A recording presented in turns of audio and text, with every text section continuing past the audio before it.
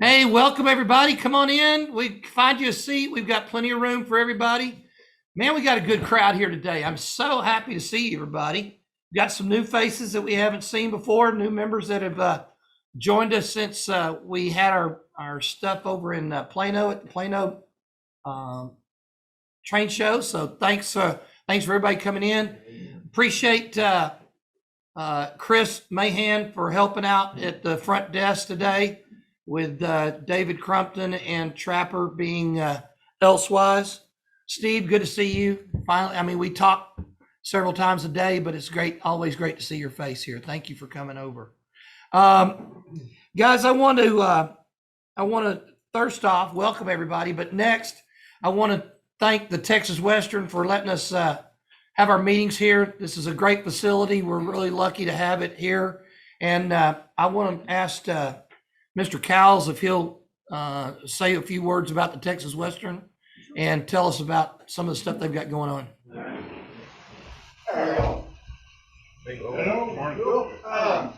Some of you probably know this. We've got some buildings out here. Some of these buildings were built for Texas Western version 1 that was over on England Drive. They are getting ready and we're being prepared to go on this layout very soon. We've reached the point with this is phase 1 of this layout, and we've reached the point that we're going to start scenery. We're putting clouds in and we're doing a backdrop so that now we can put the foreground scenery in. This section right here that you see on this middle section has been bumped out about 10.5 inches from where it used to be, so that it will accommodate the new Santa Fe, Fort Worth, Denver, and Rock Island yards. All those yards have to fit in there. They're there. That place in real life is a big triangle shape, and we had to flatten it down. I had to flatten it down 30 inches wide. So that's done. Now we can start laying track in there and complete this area. As most of you know, what is round at the round end down here is a temporary end that will be taken off. And as the track is extended, it will actually come all the way up into this room, come all the way back down, and there'll be another helix about where that glass case is. So we are growing. We're doing a lot of things. There's track being painted. Almost all of the track work is done on this area. And so we're excited about the movement in the Texas Western and the advancements that we get done. But these are some of the buildings that are going to end up back on the layout. If you've not ever seen in the back room back here, there's probably another 150 buildings like this back in front of the layout. So Monster buildings. I mean, like 3 and 4 foot tall buildings. yeah, we've got some 20, 30 story buildings in there that we go downtown Houston here. So we're excited about it. We feel like the club is really moving and progressing forward. We're very glad to have you guys come and visit here at our field, and we're glad to host the meeting. So welcome, and if you've got any questions, we'll find one of us with a red hat on and ask away. Thank you very much. By the way, Daryl, are memberships open? Are you taking new members? We are taking new members quicker than you went to ride. Okay. So, yeah. Just thought I'd double ask. Yes. And double check that. That'll help in that way. It keeps us from having to actually kidnap him. Okay. All right. Handcuffing people to the layout. All right, good deal. Thank you, everybody. We appreciate that, Daryl. By the way, the city of Forest Hill is very supportive of the Texas Western and everything that they do. And through Daryl's efforts and some stuff that's been going on for how many years ago was I on the board of the Texas Western? 5 years ago, something like that. 4 or 5 years ago, we started making efforts to try to get a AED defibrillator, and Daryl finally, with work of Venus Whaley, the new acting city manager, but hope to be permanent city manager of Forest Hill. Over here on the wall is a new AED that is installed here for the use of the club and anybody who's in this room. So I talked to David Crumpton yesterday about it. We are probably going to have a class, a CPR and AED certification class for the division to attend. Anybody that wants to be AED and CPR certified can attend and go through that. Yes, sir. I was on the fire chief the other day, and that's, and he said, it has to be limited to about 10, so we will do multiple classes if needed. Okay. He said, truly, they're focused to about 20 people for the best class. Okay. And so he would end up scheduling it. We just have to post the schedule. Did he what's the length of the class? Okay. I would think, and if we need to, we can probably run multiple classes in one day and have everybody scheduled up for kind of thing, if they're willing to do it that way. Yeah. Sure. Anyway, this is going to be, it's beneficial not only for the Texas Western, but for the division as well. And I think it would be prudent if multiple people in our division were certified on it, in addition to those for the Texas Western. So that's something you want to consider doing. We'll try to get that set up a little bit later. Thanks, Daryl. Somebody doze off in the audience. Yeah, I've already got it plugged in for Packer up here. All right. Little report here. By the way, welcome to everybody that's online.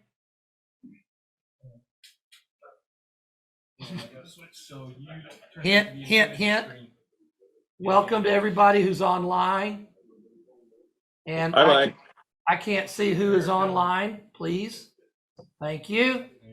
There we go. There's Bernard, who's joining us from Canada. We've got Dennis Wright. Welcome, Dennis. Rich Mossholder from Santa Rosa, California. I always want to say Santa Anita, but that's the track. Don Wynn's in from San Antonio. Brooks Willig is in from San Angelo. Don Hummel is over from the Dallas side. Bruce Petrarca's in from Phoenix. Oh, look, and our illustrious leader, Mr. Robinson. Would you like to say something to the crowd? Good morning. Or afternoon for you, right? Yeah. How much sleep have you had in the last 24 hours? 2 hours. Yeah, 2 hours. I was doing division meets last night, meeting with the Australians. The Australians had their AGM last night in the middle of the night, my time, and then wherever was I been this morning? And then I've been with the Nutmeg division just before this, so yeah. So, well, thanks. Anything you want to update us on, Gordy? Well, you guys seem to be like the most updated division ever, because I tend to turn up quite often here, but I hope you've all seen the comms about the digital magazine. If you've not already registered for the website, the nmra.org website, that is, it's really, really important that you do. We've outsourced our well, I could say I've outsourced our IT support to Namibia, but realistically, it's just the other side of Dallas-Fort Worth. But you know, the IT team are there to help and get you on. But all you really need is your membership number, and it's important that you do that, because you'll then be able to view the NMRA digital magazine online, either via the nmra.org website or when you download the app. Which will be in the App Store in April, and install that onto your tablet or smartphone. Well, wait a minute. I want to make sure everybody heard that. There's getting to be an NMRA app on your phone that you'll be able to access and do everything, all your NMRA business through the app. That's huge, folks. And that was something that this guy put together. And how long did it take you to draw it together? 6 months? 8 months? Oh, yeah. It's far too long. Yeah, well, in the grand scheme of the way things used to get done. Yes, we did it. We turned that around quite quickly. So yeah, there'll be an NMRA app. I promise that it won't wake you up in the morning with a picture of Mike's face, but it will notify you when a new magazine is there. So you'll have an NMRA app. And so it'll be really important, of course, that you have an account with the NMRA website. Otherwise, you'll not be able to log in, and it won't matter whether you remember or not. I can't help if you don't have a login. So that's a really important thing that everybody needs to do. So I suppose we can do the good news as well. We were looking at the figures. If anyone's read the reports from when I was at Large Worldwide Director for a short period last year, I'm very keen at watching what the membership numbers are doing. And I'm really pleased to tell you that since August last year, which is my first full month as president, membership is up worldwide, 404 members in the NMRA. That's the first 6-month period of growth that we've seen. So it's good, and it's not down to me, it's down to everybody. And just alone in January, and I don't, when I say new, so in the past we used to say we've recruited this many people, but we didn't talk about the people that we'd lost, which was ridiculous. So I can tell you that net, I'm only going to tell you in terms of net, in January alone that we welcomed 9 new full members and 26 rail passes to the NMRA, and that doesn't account Springfield, the Amherst show up in New England. It doesn't get counted in the January numbers because it happens on the 30th, 31st of January, and there isn't enough time to get that stuff down to Soddy Daisy. So that's not with train shows. So it's really good. And I know some of that will be down to the work that you guys did with your train show locally in January. So I really want to say thank you for your efforts, and also renewals. I am not a popular man in Tennessee, and that's not just because I'm a Green Bay Packers fan. I am not a popular man in Tennessee because in January, 2,500 members renewed, which is more than normal, shall we say. So it's good. The hobby and the NMRA is in a positive place. We just need to keep building on that. So with that said, there's lots going on at national level. A lot of frustrations with IT, not with the people, but with the infrastructure that we're working with. And there'll be a significant number of upgrades that need to take place in the next few months. So give Speed as much support as you can, and don't be upset if he doesn't have too many op sessions. It's my fault, because he's upgrading everything in the background so that we can launch more stuff. But we're working on some new spaces for people to communicate and meet as NMRA members online. And we're also looking at the moment we've just kicked off a big project to look at how we do education. So if any of you are really interested in communications, marketing, or education, then give me a shout and I'll bring you on board. Also, in an effort by me to improve the transparency of the organization, and to accept the fact that whilst there's nothing wrong with the Freemasonry, the NMRA should not have as many secrets as the Freemasonry. I have worked with Riley, our publications head of publications, our publisher, and Christina, the marketing consultant, to produce a how we spend your membership fee infographic, which is being printed onto the back of all of your renewal notices. So even if you've renewed, you're going to receive in the post a letter from the NMRA, which everybody gets every year. They're just going out now through snail mail. So I have no idea what the US Postal Service is currently doing, but you should receive these in the next week or so if you haven't. And it'll break down exactly where the $68 membership fee from the 1st of April will go, where we spend that money, how we spend that money. You may not agree with how we spend that money. I may not agree with exactly how all that money gets spent and where it gets spent, and that's fine. But it's really a fact of we owe it to everyone to be as open and honest as we can be, and to explain to you how that money is spent, rather than saying, go and look at the Form 990s on the website. So that's kind of just the first step. You'll also notice, and I'll shut up in a minute, Mike. You'll also noticed on the website, on the NMRA social media, if you follow social media, I put, well, there's 2 other things actually I want to cover.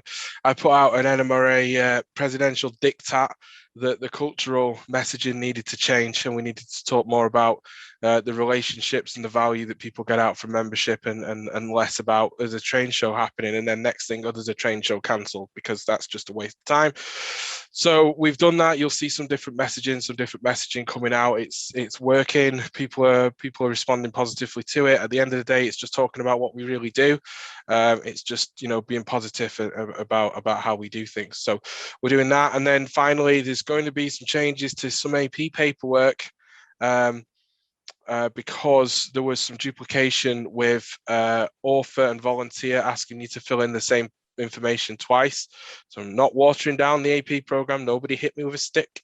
I am simply saying you don't need to put exactly the same thing already twice. raising his hand over here. I can see it now. I can imagine there'll be a hammer in the back of my head. I can feel it. I can feel this sledgehammer right here. No. So for volunteer and author, we required you to fill in a log sheet, which was fine, and you can still do that, as well as an SOQ. But that requirement has gone away if you fill out, as long as you tell us what you've done on at least one piece of paper, ideally the SOQ. Because if you don't tell us on the SOQ, we can't accept it. But if you fill the SOQ in and log all what you've done on there, that's all you need to do. You don't need to do the SOQ, do the login, and fill in a separate sheet. So that change will be being made soon. And I'm looking for any other duplication that I can find in the AP paperwork where you put in the same information twice. We're trying to eradicate that to simplify the filling in of paperwork as much as we can.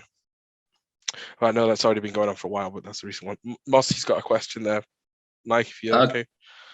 Gordy, I was wondering if we could get a list of definitions for terms for the AP program. For example,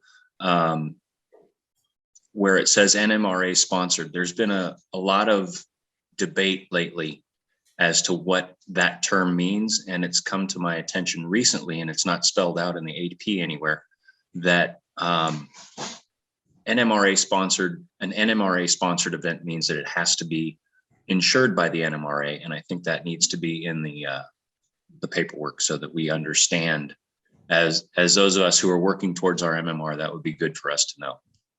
Okay, that's good feedback. I'll take that back. That's why I'm doing these meeting with divisions. You're division number 18 since the 1st of January. So I appreciate that feedback. I'll take that back to Frank. I'll be seeing him next weekend, if possibly before, but I'll take it back to him and see what we can do. The only problem with a glossary of certain terms is that we gave you a brilliant language and you all destroyed it. So certain terms hey, don't go there. Don't go there. You'd be speaking German right now. Okay. Listen, I will beg to differ, but we had a situation last night where I was meeting with a division and social media came up, and one group of people, well, this division kind of crosses the Mason-Dixon. So one group, half of this division, were supported one political party in the US, and the other group supported a different one. And we had an argument, believe it or not, that I was trying to stop between whether we should use Facebook only or Twitter only, and never the two. And it's like, no, we're on all of these things. So yeah, no, not a problem. I'll take it back. Look at what we can do. But I know what the British region are going to say to me. They're going to say, you need to do a separate one. So we'll definitely look at it. I do agree, Mozzie, that some of the terms are challenging. Being British, we don't use the same terms and same events. So I know locally in the British region, we have some local definitions that we use. But I think if it's causing confusion in the States, then definitely it's something that we can look at. I think the confusion, Gordy, was that some people were thinking that an NMRA sponsored event meant the NMRA, for example, at a train show, the NMRA had a booth there, and that was considered NMRA sponsored, whereas other people were saying, no, it has to be on the insurance. Yeah, no. And I think that was where the confusion lied. Yeah, I understand. Whereas in the British region, there is no NMRA insurance. So how does that work? But so we have a different definition. But yeah, no, I'll take that on board. I'll take that back to Frank and see if we can do some clarification. Good. Any other questions for the man? Guys, I want to point out something before Gordy gets away. And I've joined this organization back in 12. Some of you have been life members. Some of you have been here a whole lot longer than I have. Have you ever seen any president for the NMRA make himself more accessible than this guy right here? Ever? Never. And that's a credit to this man, and I really appreciate his efforts.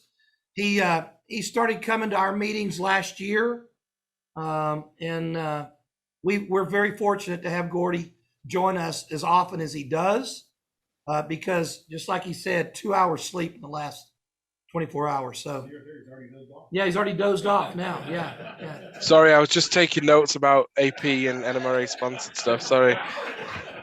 I was just filling it in the to-do pad. Hey, tell Annabelle and the rest of the family we said hey, okay? I will, thank you. All right. Thank you, Gordy. Appreciate it. I want to kick on down the agenda here a little bit. The board meeting, the LSR had a board meeting in January down in Temple. There's going to be, we talked about many things while we were down there, some of which were upcoming conventions, so that you're aware. In Temple in May, the LSR is having its convention down there. If you haven't registered, please do. You've never been to an LSR convention. You really need to. You need to attend. I guarantee you, if you ever go to one, you will not miss more after that. Okay? You're going to want to see what's happening, the contest room, the clinics, the fellowship. It's all about the people, and you guys are going to really enjoy it. The Aiken brothers, please raise your hands. Is going to a regional convention a good time? Y'all were in Tulsa, right? Didn't go to Tulsa, the regional, the joint convention. How many went to Tulsa? Did y'all have a good time? Oh, yeah. Okay, good time, great time. Okay, yes, sir. Yeah, Oh, that's right. You're the man. Yeah. So those of you that did go to Tulsa, that was a 4.5-hour drive up to Oklahoma. Okay. Convention this year, less than 2 hours, and that leaves time to stop at Buc-ee's and get your sour cherry candies. Okay. Or fudge. Or fudge, or the turkey bar, or whatever. Okay. So very convenient for this year's convention. Now, early bird registration is open. You can go to 22. Excuse me. Let me double check. LSR2022.org. Okay, early bird registration is available until the end of March, so you can save about 20% on your registration fees. The convention itself is going to be May 5, 6, and 7. All right, so put it on your calendars. If you haven't registered yet, by all means, please do. There also still have a few slots for clinicians. So if you want to share your skill set at the regional convention, there's an opportunity to do so. And at a regional convention, you actually earn twice the points as opposed to what you would do at a division. And if you have done a clinic before, you can do it again for your volunteer points at the regional convention. So if you have any interest in doing that, let me know, or there's a info@lsr22.org to help sign up for that. Thomas is making it happen. He's got 2 going. The possible third. Oh, okay, cool. Yeah. So I look forward to seeing all of you there. May 5, 6, 7, Temple, Texas. And if you go to the LSR website, LoneStarRegion.com, scroll down a little bit, scroll down a little more. Okay, there should have been a link there on the page for conventions. I thought there was one there. On the LSR page. No. Okay. All right. My mistake. We'll work on that. We've got the webmaster in the room. Okay. So if you would also, the next thing here is, there you go. Perfect. We'll talk about that one in just a minute.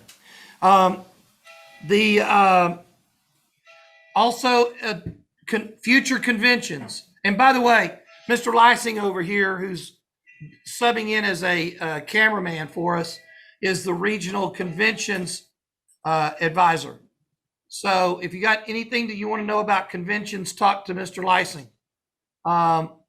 But it looks as though that this year is Temple, next year is the National. The year after that, Brooks Willig is going to be hosting the regional convention in San Angelo. And then after that, we're hoping that the folks in Louisiana have a convention over there, either in Baton Rouge or New Orleans. which has not been done since I've been a member. 99 was New Orleans. Yeah. Okay. So that's a ways back. So we got something that we can look forward to on those other two places that haven't had conventions in quite some time. So we want to support the folks in Division 5 and Brooks, and then the folks in Divisions 2 and 7. Is that right? I think 7 is Don Kimmel. Is that right? And soon to be Rod Frederick. Rod Fredericks is in Division 2. So, all right. 2023 convention, back up with the website, please. Little update on that. Things are starting to kick into high gear. This week has been a banner week. We picked up 4, count them 4, sponsors for the convention. The BNSF signed in as a gold sponsor. The Union Pacific signed in as a gold sponsor. MacRail signed in as a bronze pewter sponsor. And Home Shops signed in as a pewter sponsor.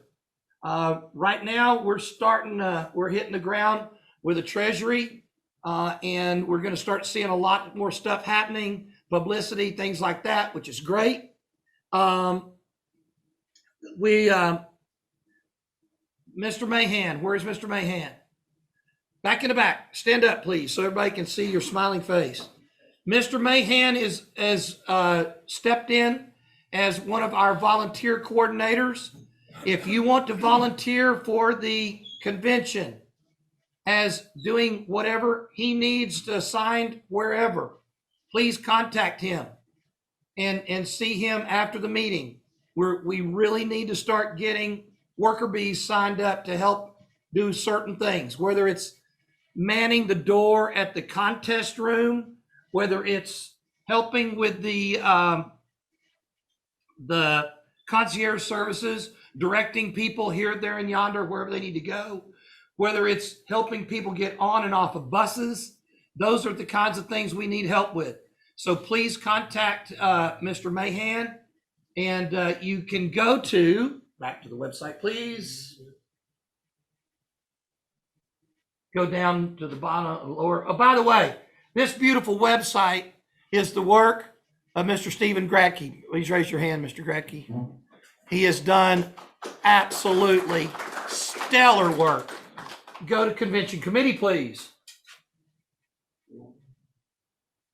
Nope, wrong place. Right there.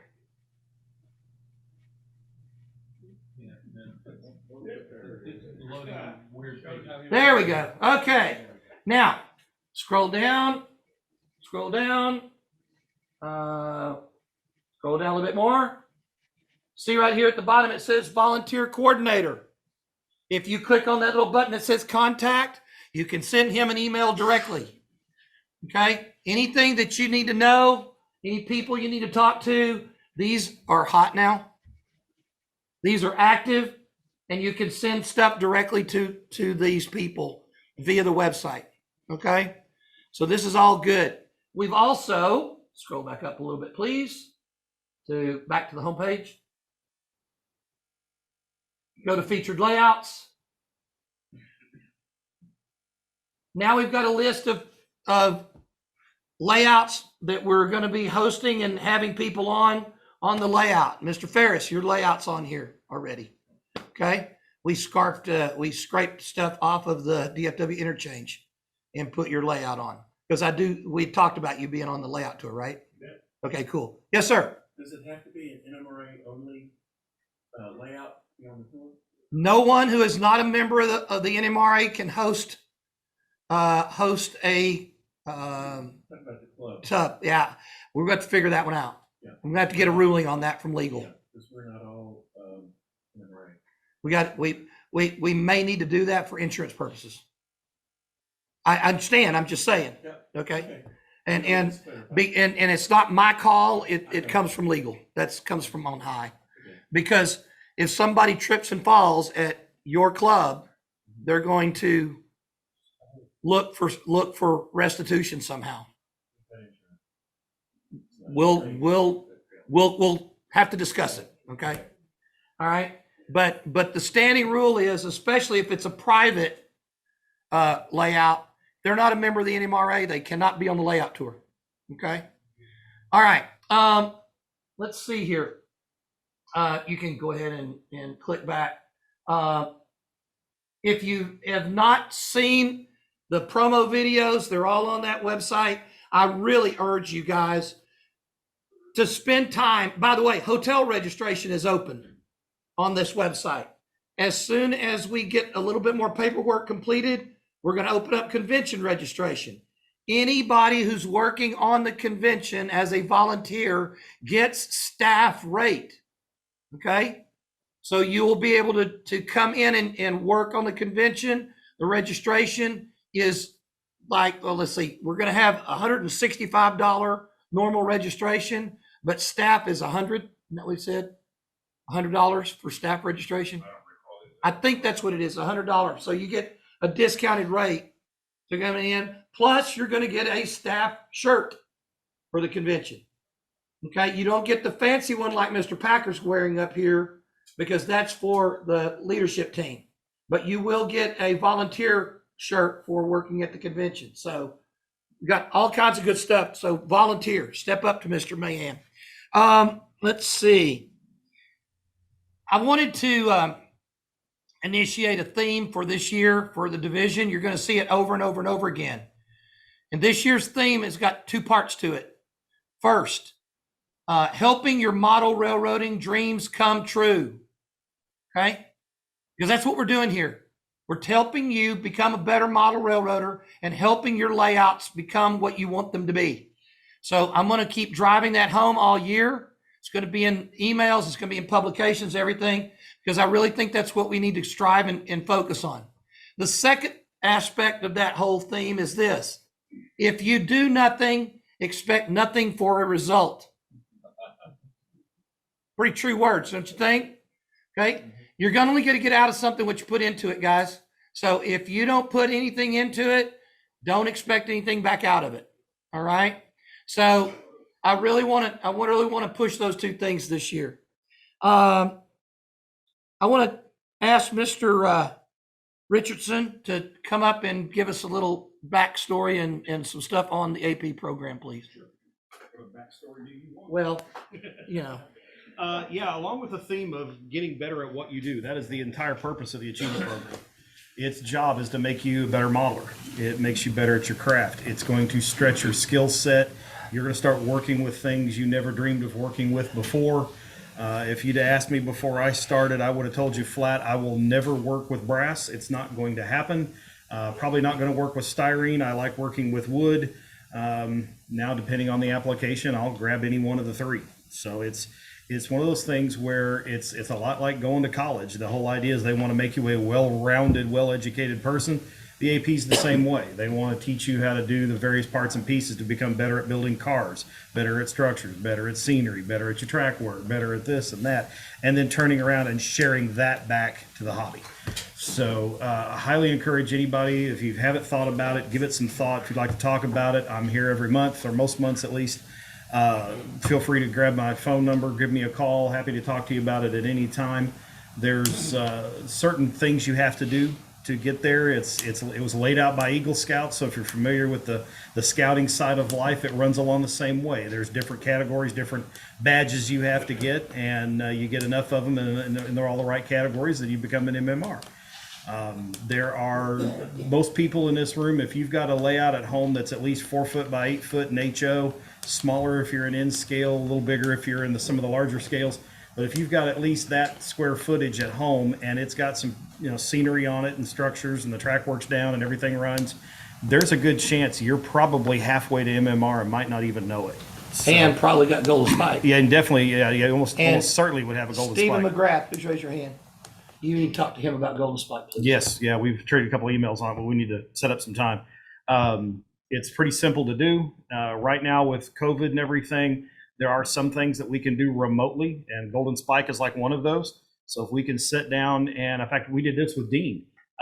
If you can take your phone or your iPad out to the layout and show us around and demonstrate some of this stuff runs, Mike and Jeff can jump on a call with you, and everybody can witness all of that. We can get your paperwork signed off on right there on the spot. So some of it will obviously you'll have to do in person if you're looking at structures or cars or motive power or something like that. But scenery and those kind of things, we can all do that remotely. So if you're a little worried about having a bunch of strangers come over to the house during the COVID times, well, there's ways around that. So you can bring models up here. We can judge them. Obviously, you're not going to tote your layout in the back of the truck and bring it up here if we're doing scenery. So without that, something like that, we can do that one remotely. So if you've got any questions, please feel free to reach out. I'm more than happy to talk to anybody about it, just about any time. You want me to go ahead and do the presentations? Yeah, please. We've got a couple of presentations to make this month, and it is it's always fun to give these things out, and especially the big one. And it means a lot to me to do this whenever I can. But the biggie for me is when you get to give one to your friends. And if you haven't seen the NMRA magazine here recently, Dr. Michael Ross got his MMR. Mr. Ross, come on down. Mike finished up his cars, and if you guys didn't see him, you missed a stellar piece of work. It's not often you get to see a car with working brakes. And might I add, take it from one psycho to another, that was sick. But your car certificate, and more importantly, your plaque, sir. Well, and congratulations. Thank you. And bring that with you to Temple, please. Yes, sir. Hold the plaque up if you would. Yeah. Dwayne, come back over and I'll Yeah. take a picture with him holding the plaque up. Hang on. There you go. Yeah, we'll just right side up. 1, 2, 3, cheese. And he needs to bring that back to. Yes, yeah, bring that with you to Temple, and we will formally submit it, present it to you in front of the region. We will have 3 coming up, and you want to say a few words? Yeah, I'd like to. I see Mike Walter there. He knows that, like I do, that I've received a lot of plaques in my life. There are a few from military service that are sitting up or semi out of sight in my office. That was a lot of years ago. But in working in the hospitals, I've been, chief of medicine here and chairman of that committee there and president of the cancer, so on and so forth. And every time I get one of those plaques, I sort of say, that's a nice piece of wood. I could saw it into scale.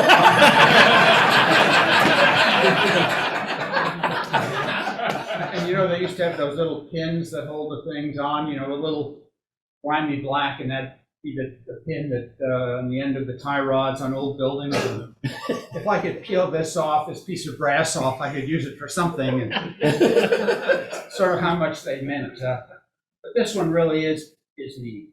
And thank you for the nudge that doing it and the help. And thank you all for the. And if I can do it, you guys can do it. Don't be afraid of the scratch building. You can buy a Craftsman kit, go out and buy the wood and the plastic parts and use the same instructions, and you've got a scratch built car, right? And it's doable. It really is doable. And then the nice part is you put the instructions back in the box with all those parts you didn't use, put it out on eBay and sell kit. Or donate it to the club. Yeah, exactly. There you go. Exactly. Thank you again. You bet. Congratulations. Congratulations. Well done. There is what seems like a mountain of paperwork involved in this. And thank you, Gory, for easing some of that suffering.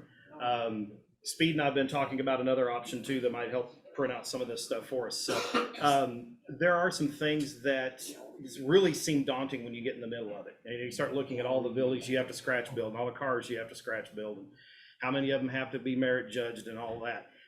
The thing I always encourage folks to remember, 87.5 out of 125 is 70%.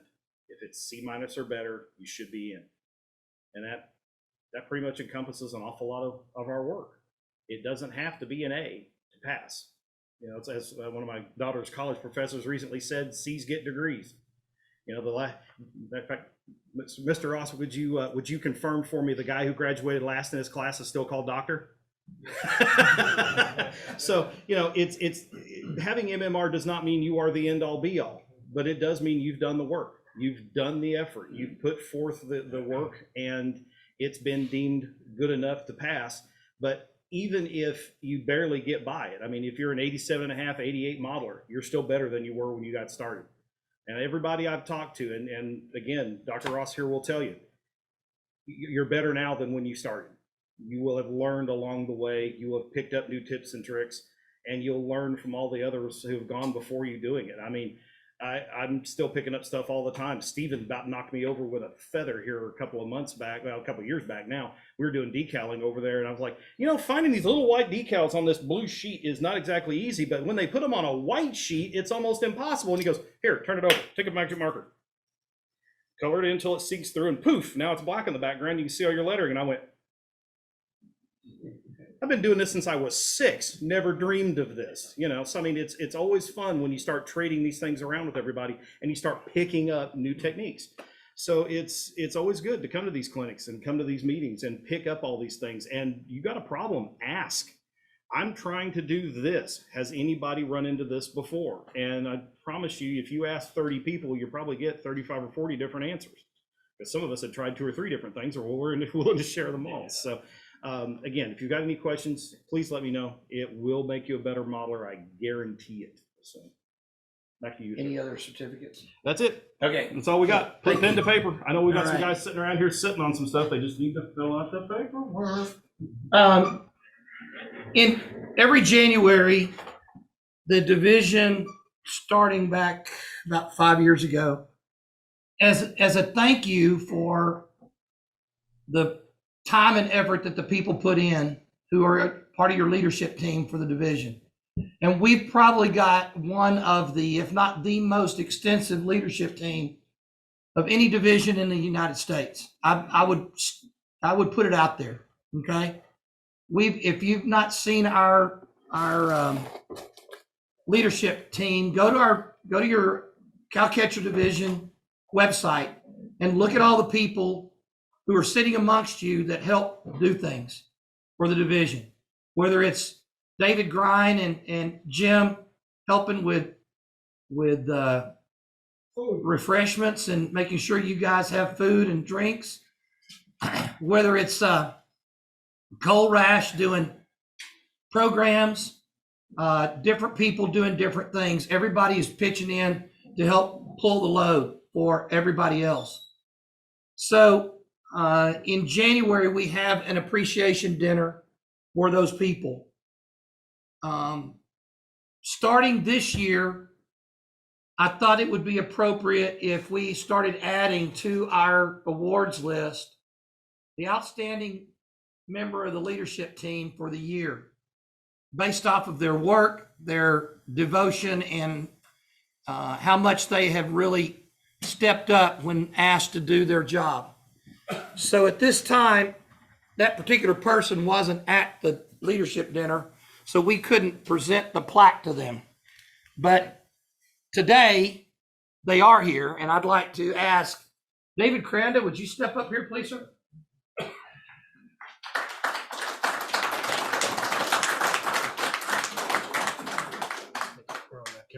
We're on that camera. You would know. All right. know. The Cowcatcher Division Directors Award acknowledges David Cranda as a member of the leadership team who has shown continued excellence in performance, presented January 13th, 2022. Thank you for all you've done. We truly appreciate everything.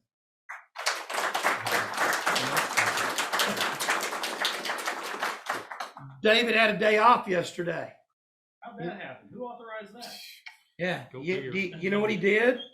He came up here on his day off and set up all the video cameras, the monitors, the speakers, the microphones, get everything set up so that this morning we walk in, it all works. This is the kind of stuff he's done every single meeting. He's put all of our audio video equipment together. He makes it all happen. Thank you, David. We appreciate it. You make us look great everywhere around the world. And I truly mean that, everywhere around the world. these people that have joined us from all over, literally all over the world. Our division is taking the message for model railroading and sending it out. And then we've got it on YouTube. So we urge you to look at our YouTube channel and subscribe to that too. In case you haven't, I'm going to get a show of hands here because we've got the LSR secretary here in the room.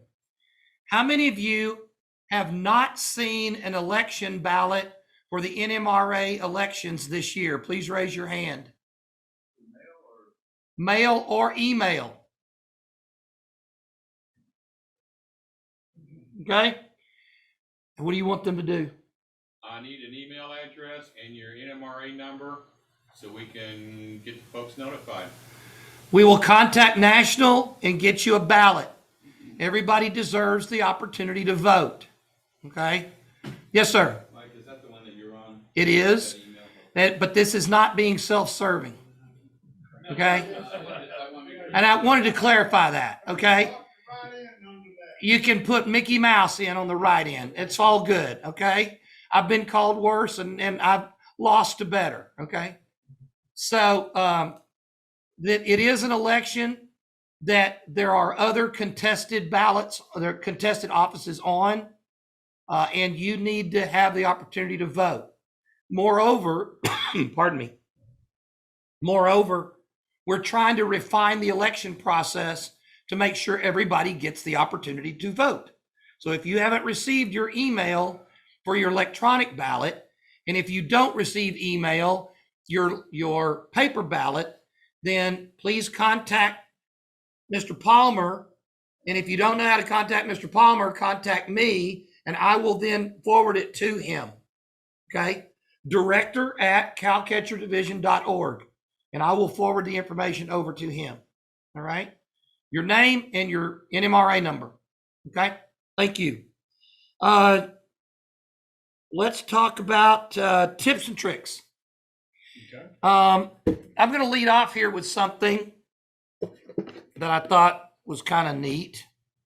My wife at Christmas time got an arrangement. It was a Christmas arrangement presented to her by our son-in-law. And being the looking at things on an eye for how I can use things on my model railroad, kind of like Dr. Ross was talking about back there a few minutes ago. There was this little plant that was in there that I don't know what the hell it is. Okay? It does look like a tree. And in fact, if you take it apart, it looks like a whole bunch of little bitty bushes. Okay? Trim it down, take the stems off of it, and these things, it's an organic, yeah, it is, okay? But the thing about it is, if it's gone through the floral process, it's already been treated. It may deteriorate a little bit, but I don't think it will. And it certainly doesn't have bugs on it. Okay? Which is the big critical thing. Is it going to pollinate? And does it have bugs on it? Okay?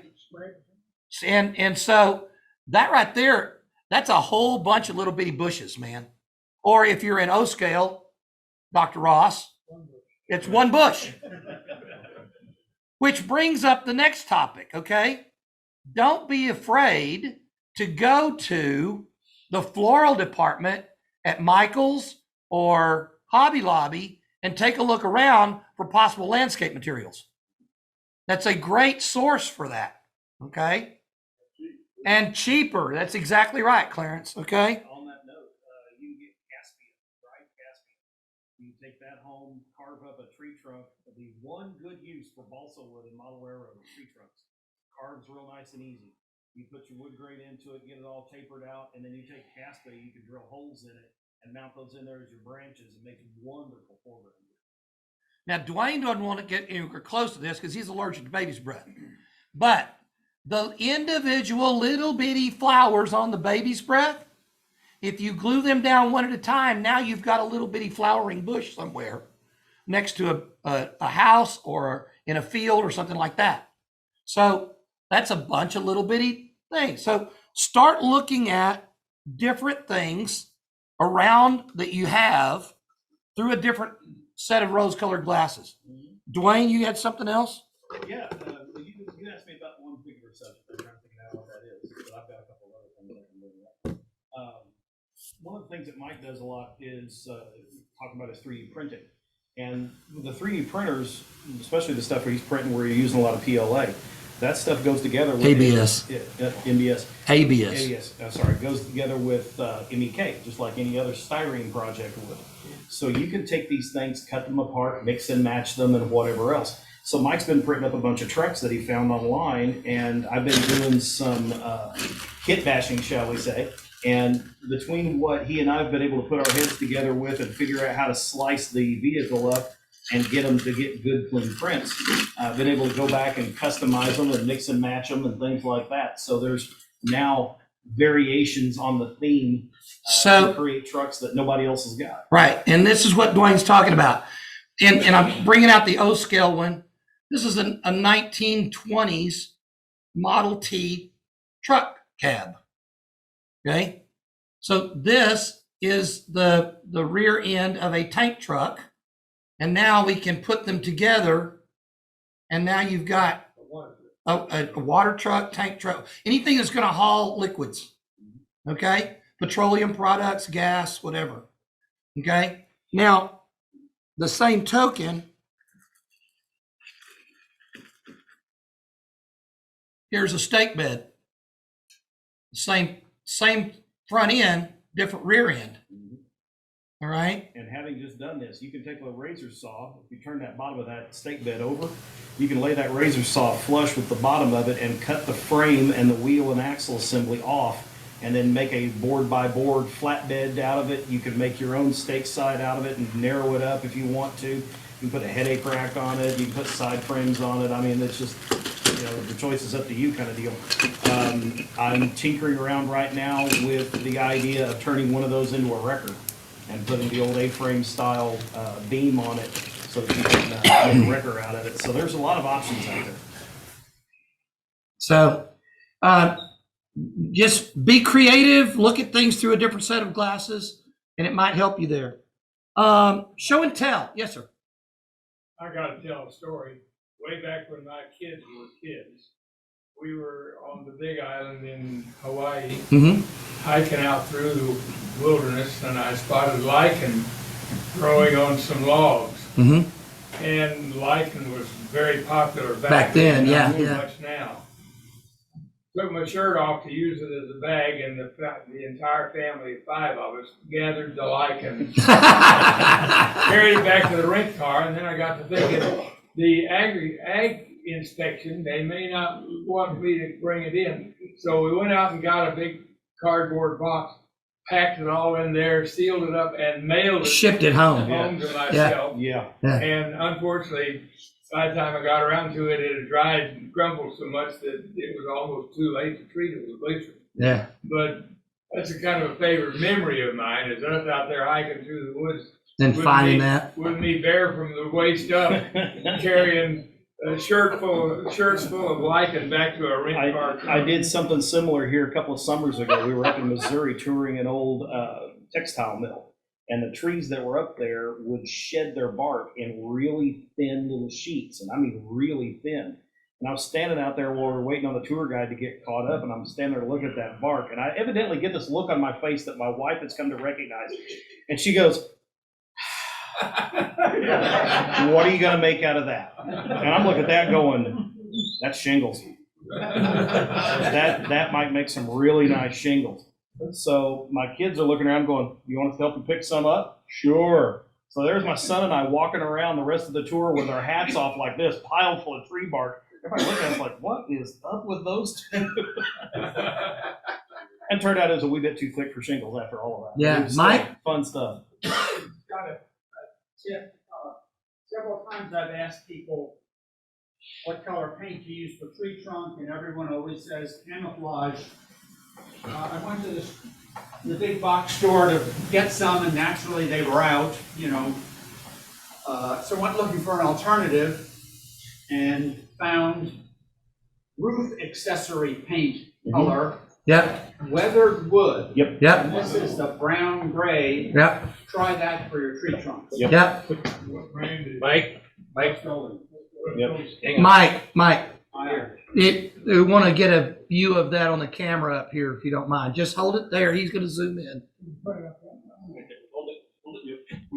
That's what he's wearing about 6 hats right now. Just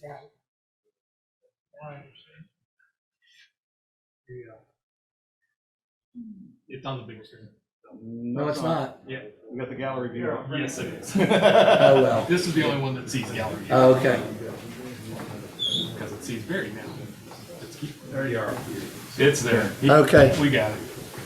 Yeah, that's a All right. great color. In fact, I'm glad they make that color Here, now, put it because I back need on to me. get some to touch up some of the stuff on my roof. Here we go. But yeah, Yeah. anything from that. Camouflage is great, and just don't try to find it during deer season. Everybody's out there touching up their blinds and whatever else. But if you can get in there during the spring and whatnot, you can find it. And the camo comes in 3 or 4 different, they've got a whole range of colors. And yeah. Oh, yeah, And that's yeah. the next thing I want to bring up with folks. When you go out and you look at a forest, in most places, it's all sorts of different types of trees. And the reason for that is the world is covered in squirrels. And the little buggers take and plant those nuts everywhere, hiding them and stocking them up, and some of them get eaten and some of them actually start growing. And you'll find in forests a lot of times, you may have one predominant species, but you'll find interspersed in there all sorts of different types of trees. Do yourself a favor, when you go home and you look at your layout, or you look at layouts and you're out on doing layout tours, look and see how many different shades of green their trees are, and chances are the And answer to even that multiple is- shades of green on one tree. yeah, and chances of that, you're probably going to see just one shade of green, because everything's been flocked with the exact same color of green from woodland cedars. Oh, Marty had a or a statement. How many bushes is it in N scale? Yeah, really. Yeah, yeah. About half your layout, Gordy. If That's it's right. a Z, that's your whole layout. That's all the scenic material you'll need, that one little pom-pom. That's it. But yeah, it's one of those things where when you go outside, you can look at, in fact, well, you can't now because they're all, it's wintertime, but all these trees that are around here, if you walk out in the parking lot and look back here at this housing area behind us, count the number of shades of green you see. Guys, excuse And it's us. going to be a bunch of them. I mean, you're going to see all sorts of different colors. And you can get around this a couple of different ways. You can, even Woodland Scenic sells different shades of green ground foam, but ASMI, there's several different other companies that you can buy ground foam from. Pick these things up and get various shades of green. And then if that isn't enough, your airbrush just became your best friend. Build up a few trees, hit it with the airbrush, and just vary the themes a little bit.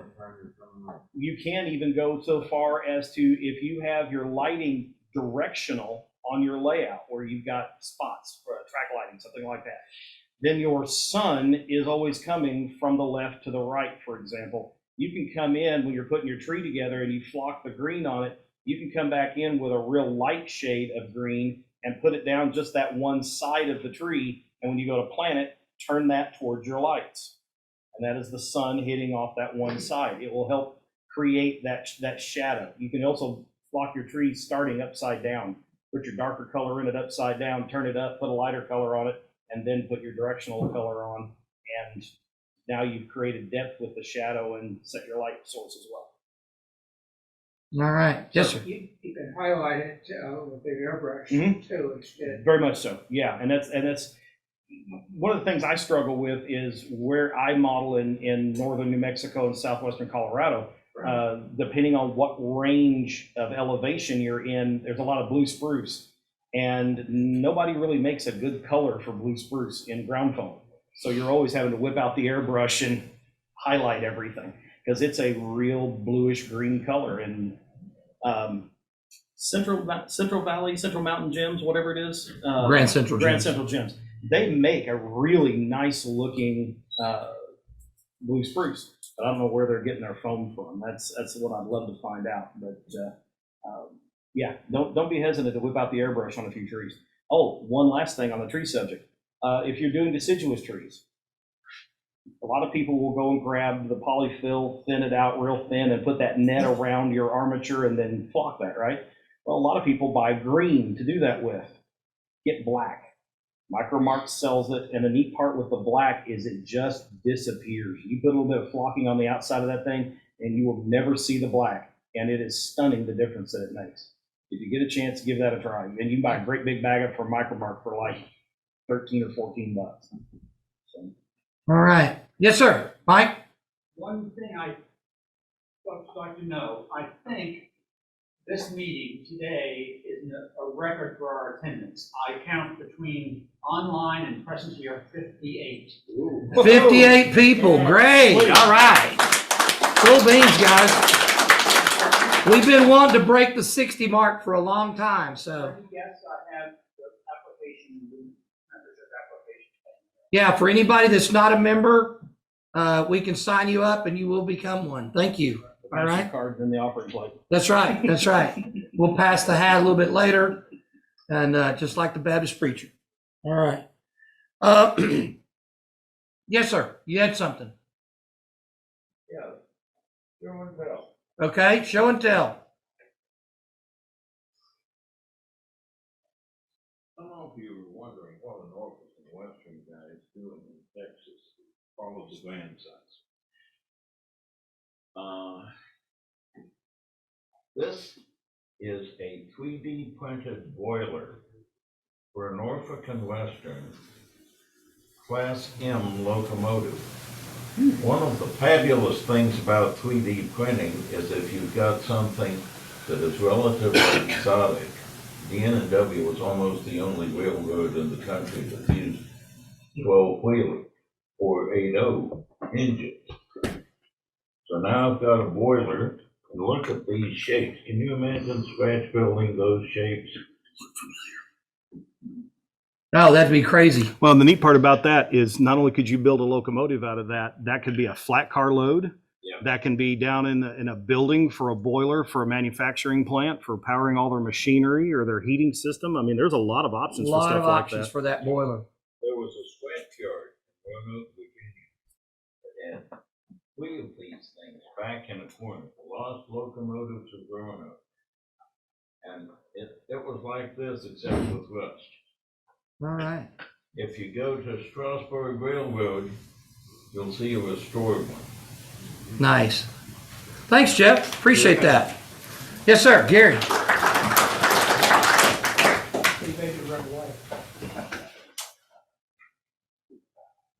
I thought I'd share what I'm trying to do. You talked about dream and build. Right. So I moved from Northern California, and this was my layout previously, and it was a mushroom layout, and 550 feet, linear feet of line between the Can you open it up a staging little bit areas. more so we can get on the So camera? I'm rebuilding it, but making it a single level. So I thought I'd share your idea of dream and build. And so on the back side here, I put the track plan that I have, and I've started, this previous one had 220 scratch built switches. This time I only have 148, so I've started. Oh, we're downsizing. Yeah. That's right. Yeah. Yeah, make it smaller. And so I've got all the plans full scale already done, 45 feet long, each one of them. What's the overall size of your layout going to be, Gary? 45 by 25. You get it in a building behind your house, in your house, Yes, what? Behind the house, Where are you in Weatherford? actually in Hazel. In Azle. Okay. All right. Mr. Packer, you need to get his contact information, please. How far are you going to be along in 2023? I've been asked to be on the layout. I'm involved with the layout SIG, so they're gonna have a tour through there. Okay, but you didn't answer my question. Well, it all depends. I've got 43 PCB boards for the first 43 switches already done, tore up my fingers, and got all the insulation gaps and stuff. I Okay. do them ahead of time, and then I just mass produce things. Okay. And last time I used homemade jigs, this time I'm using fast track. Okay. But I like to have groups of like 6 or 7 or whatever Okay. all together. Mr. Packer is on and Mr. Hager. Where's David? Right there. If you'll get with these two guys after the meeting, Okay. because For we'll- people that are interested, here's a pass and my information. except the town's wrong. It says Magalia, California. Yeah, okay. But everything else is Everything correct. else is good. Okay, good. All right. Thanks, Gary. Appreciate it. Welcome and welcome D1. Thank you. Before you take that down, can I use it for example for a second? So, The old and the new. so let's start with this one because it's nice and small. So right now, you've got 140 some odd switches. I'm sure that somewhere in the plan, there's a crossover. There's 2 of your hand laid pieces of track work. All you would need is a third one for civil. For something like this, you need this drawing right here for both civil and electrical.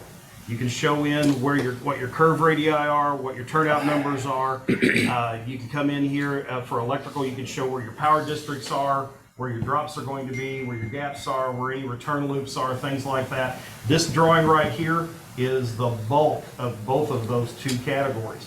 Now, there's some other drawings you're gonna have to do in there as well, but stuff like this, he's a good chunk of the way towards civil and electrical on this right here alone. And once you get up with some scenery on it and all that, you're in. Well, the previous one I had the scenery and whatnot, I just didn't want to do all the paperwork. Yeah. And anyway, I'm out of Northern California in 1926, so I was going to continue to be. All righty. I'll set up back here, I'll put, anyone wants contact cards, I'll. Yeah. Put them back there with it. Yeah. Excellent. I'll kind of keep you updated as things progress. Thanks, Gary. Appreciate it. Yes, sir. Mr. Aiken.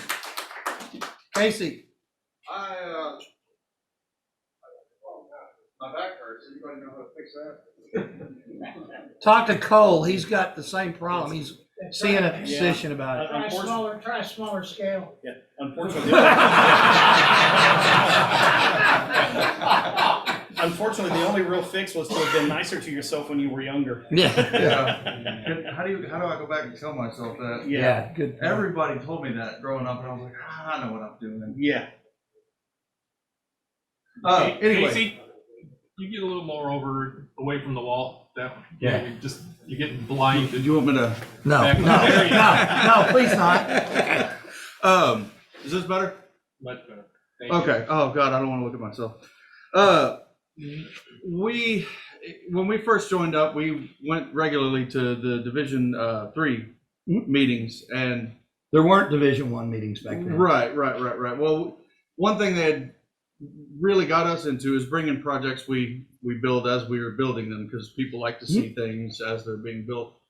And the first one we built was a locomotive that we were working on, and it was, I don't know, we had like the frame and the boiler, and it was very, very early on and recently, last year, we bought a mill and a lathe, a manual mill and manual lathe. The lathe is a 69 South Bend. My brother completely disassembled it, put it back together. It looks like it's brand new. It's really nice. And then we also got a Wells Index, if anybody has heard of that. It's a manual mill. It's a pretty good sized mill. I've played with mills. I've played with lathes. I've never tried to make anything complicated on a mill. So, and to be a little bit different, I didn't bring a model we're working on. I brought the first piece of a model. Of the model you're working on. But this is, well, that's trash. This is a rear frame for a Denver Rio Grande Western C25. That is the first piece. I actually made 2 at once. So I have 2 of them. They're milled on every single surface. You can actually see some mess ups that I did where I tried to take too much and it ate. And then this is actually the beginning of the frame for the locomotive. And there's 2 things on here. So the top 1 inch is actually going to be the frame. And then down here, you can see some slots and some holes. These are actually going to be where the front frames are going to be. I'm going to make each individual piece because I want to try it. I've never done anything complex on a mill. So I'm testing my abilities. Stretching yourself. Then I'll probably bolt it all together and solder it together so it's solid, because I don't want it coming apart. Once it's together, you don't want it to come apart. But and if I ever need to take it apart, just put some heat. Maybe it'll come apart. Anyway, there is one little goof. It's right here. I'm sure all you in the back can see this very well. The thing with the manual mill is, Oh my gosh, it's horrible. yeah. The knobs don't tell you which way you're going when you turn them. So you get down to a point where you need to go down and then go back the other way, and you turn the knob the wrong way and you go the wrong way. Well, I did that, and it goes right into the journal where the wheel sits. And so I, instead of scrapping the whole piece, I took wherever that little scrap piece went, a piece of scrap, soldered it in there and remachined it, and I'm going to see if it holds up. If not, I got to make the piece over again. If it works, I fixed it. Yeah. Awesome. But anyway, yeah, that's pretty much it. What I can- scale are you building in? It is 1/24 half-inch fine scale. Huge. What sort of corporation do you Medication. Budweiser. What kind of medication? Yeah, lots of Budweiser. Legal or other? He does huge N3 for whoever asks for what scale it is. Yeah, actually, in the 80s, they were calling it HN3. Yeah. So, but then they stopped doing it altogether, and yeah. So we're stupid. But For those of you who've not met the Aiken brothers, and Cody, you can stand up back there, his partner in crime. If you've not met these guys, they brought a bridge to Division 3 meeting one I time think it was. that y'all were working on, and it almost stretched from me to Cody. Not quite, but you get the idea, okay? They've got a trestle that they built in their backyard because this is a garden railroad, and the trestle, yeah, I'll guarantee it's as long as from me to Joe. Maybe it's 10 feet. Yeah. So And it looks monster, bigger in person. monster. Yeah, it's crazy. What else do you embellish on? Like what? We've got Fish. fish. The family show, Fish. Yeah, let's go fish. There are ladies in the room. We're gonna say fish. Okay. All right. Thanks, guys. Appreciate it. Oh, by the way, these two guys are our our contest room advisors. If you're getting ready to put something in the contest room in Temple, contact these guys if they will get on their email and follow up on their, don't say, just, I'm locked out. you're locked I'm out. blocked out. It won't let me log in. I can't. On which I one? can't renew my password For the, for the Cowcatcher division. yeah, email. that. Yeah. Mr. Steckler, see that man back there just waves his hand? He will fix you up. Uh-oh. How many Okay? emails do I have? Yeah, exactly. That's exactly right. More than you want. And More than you I'll want. have All right. more. So contact them through the website. They will advise you, because I think the lowest score I've ever seen them get in a contest room is 118 out of 125. We've gotten lower, but it was stuff we knew we were gonna, stuff like structures that we're gonna leave outside. We're not gonna fully finish the interior because it's gonna just get destroyed. I understand. So we've gotten lower on stuff we've really tried on. I think, yeah, in the mid-teens, somewhere around there. Yeah. Which is stunningly good on their stuff. So very good. Thank you. I will say this too, like, I'm sure I've heard it here. In Division 3, the running joke is, whatever the Aiken boys are working on, don't compete against them. Because, yeah, don't do that. Compete against us, please. It makes you better. Well, it makes us pushes better, both but of it'll you. make you better. And I will tell you everything I do to make my model. I will tell you exactly, yeah, if you want to come over and watch. Probably not going to do it tomorrow, but you know what I mean? Like, You model Vegas, yeah. Yeah. How would you know that? Because he's there too. Oh. Don't Yeah. spill the glue while you're modeling. Yeah, no. I think Dwayne taught us that. Yeah. Yeah. Don't use the activator. Yeah. All right. Anyway, I would love to, I don't know if we're going to have this ready we definitely won't have it ready for May, but we've been thinking about trying 23? to have something for 23. Cool. If this is it, then this is it. We may have something else. I don't know. But I would love to have some healthy competition, and I would help anybody who has any questions And to that point, okay, this guy sitting over here to my right, he will tell you that when you model against the best and you win, think about the pride you've got now. Yeah. And you feel you good going home with the plaque. you feel good going home with the trophy. Yeah. You know, you Oh, really yeah. do. Oh, yeah.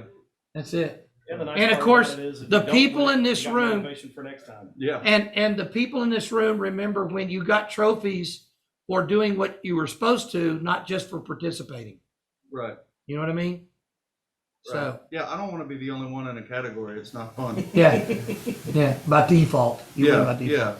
Yeah. Which is what's happening with me with this election. Yeah. Yeah. Because then some idiot gives you a pink participation ribbon and sends you home. Yeah. Yeah. A pink participation. Yeah. Yeah. That All right. sounds familiar. Thanks, Casey. Thank you, Appreciate it. Yeah. Anybody else show and tell?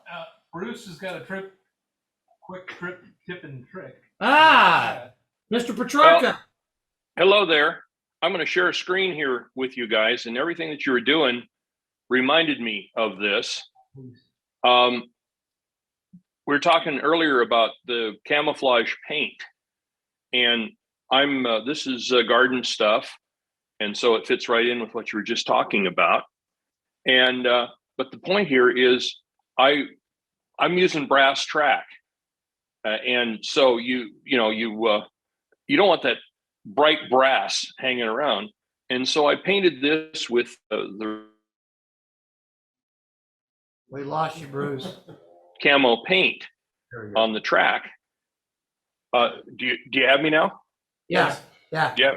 Okay. I don't know what happened. I painted this with the black or with the earth camo paint. It was out in the weather for a couple of years, and that's all that I did to it. It just the natural weathering of that Rust-Oleum camo paint came up with this thing where it looked like different colors of ties and rusted rail and everything else. Real simple, quick thing if you're going to be outside. And I might add that for those of you who are questioning, Bruce does dead rail. Okay, so you don't have to worry about the connectivity there. So, yep. So, all right. Thanks, Bruce. Appreciate it. And actually, this is my old layout, and this was actually powered through the rail, but there was just a little bit of cleaning. You'll see it looks more bronzy up here. That actually had enough kind of conductivity to work with that. Good. Cool. Thanks, Bruce. Appreciate it. Glad to be here, guys. Anybody else? Yeah, Jerry. I got an announcement to make to the Texas Western Group. We're having a garage sale here on May 21st. Okay. 9 o'clock till 4 o'clock. All right. Everybody's welcome. What is that in conflict? Does that conflict with the regional convention? No. No? 21 to 5 and 7. That's May 5 and 7. Got it. Okay. Got it. Convention is 7th and 8th. Perfect. Thank you. Appreciate it, Jerry. Thank you. All right. There's no other show and tell. I want to now, we're going to take just a quick, it's just a quick 7-minute break. And then we're going to come back and have 2 different clinics and go from there. So everybody take a quick break and then come right back to where you are, and we'll jump into our clinics. Okay. Thank you.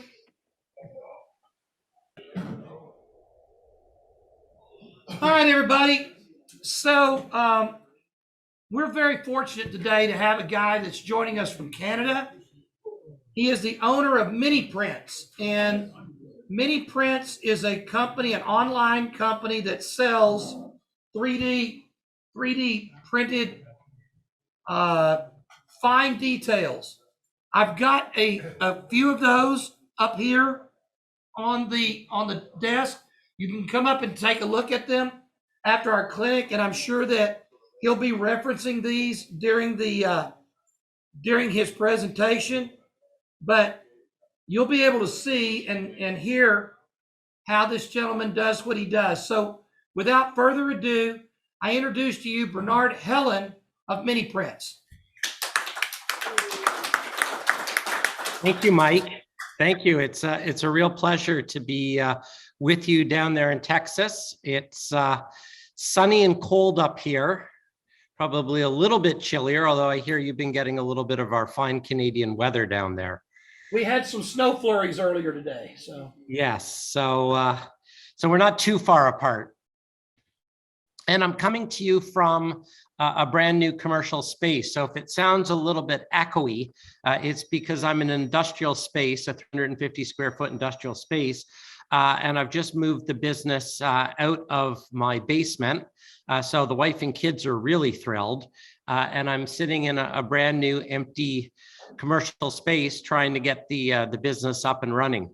So the one thing, of course, I forgot, because half my things are in one location, half my things are in the other location. I forgot my my headset. So hopefully the audio is okay and you can hear me well. Audio's perfect. That's great. So I thought today I'd talk a little bit and really, I mean, it can be anything that you want it to be. So I thought I'd give you a little bit of a story about how I became an accidental model railroad manufacturer. This is actually the first live clinic, I'll call it, that I've done from the new space. I did a couple of things on YouTube, but this is really the first presentation. So bear with me.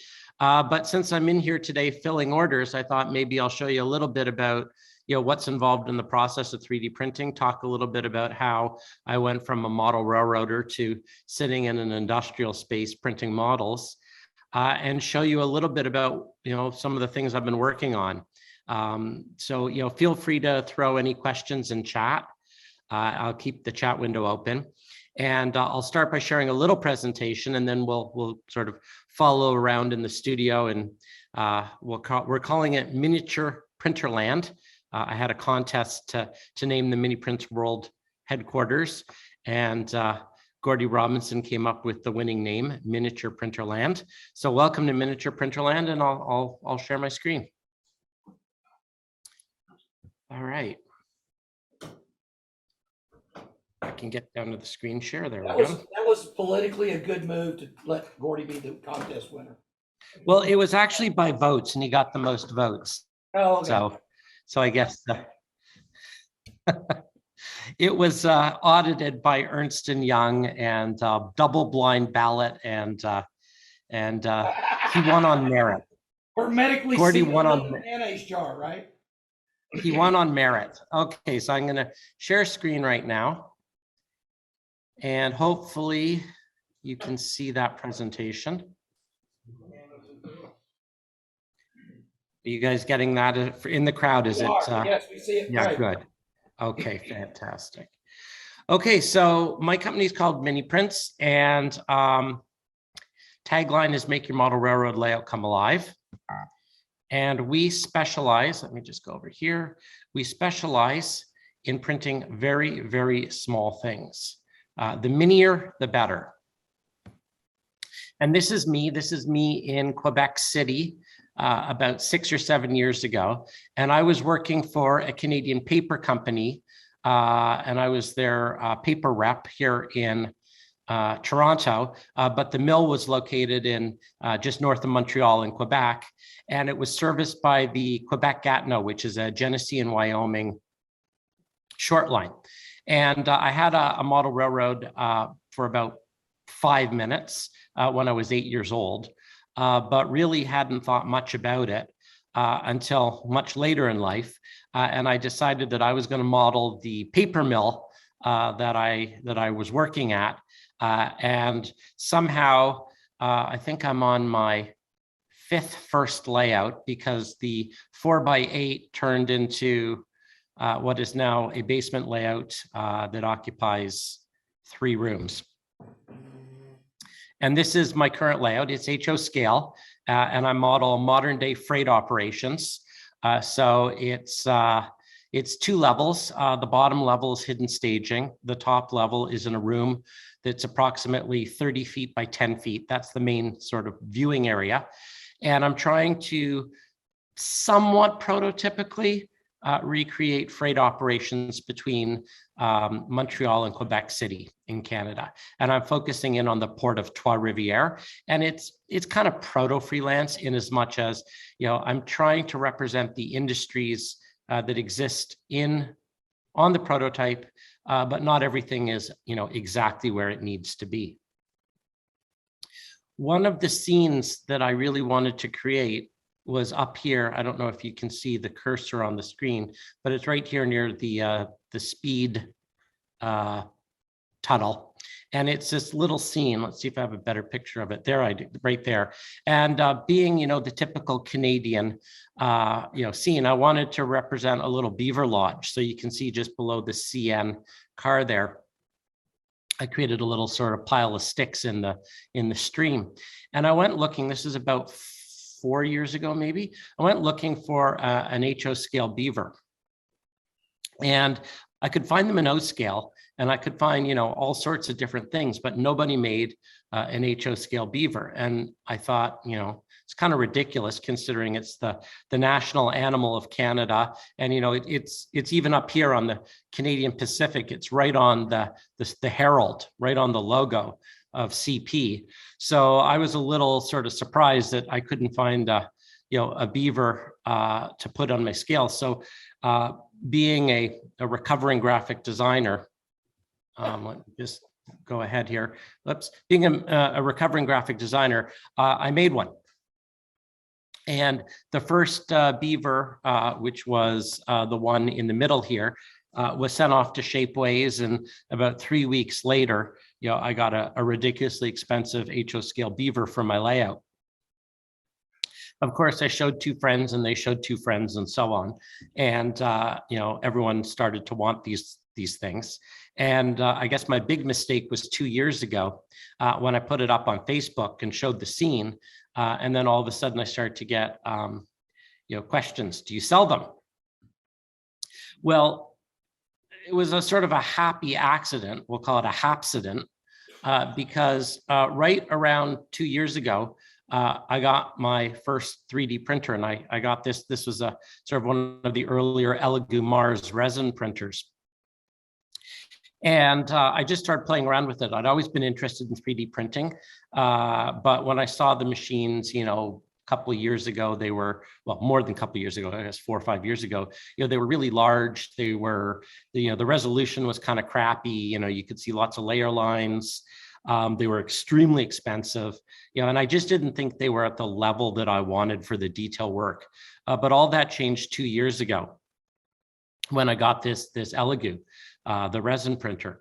And it was really interesting because just as I got this printer and put my little miniature beavers up on Facebook, my graphic design business, which was my previous business, just sort of suffered as a result of the COVID shutdowns, because I was working predominantly with small brick and mortar retail stores, in my local area.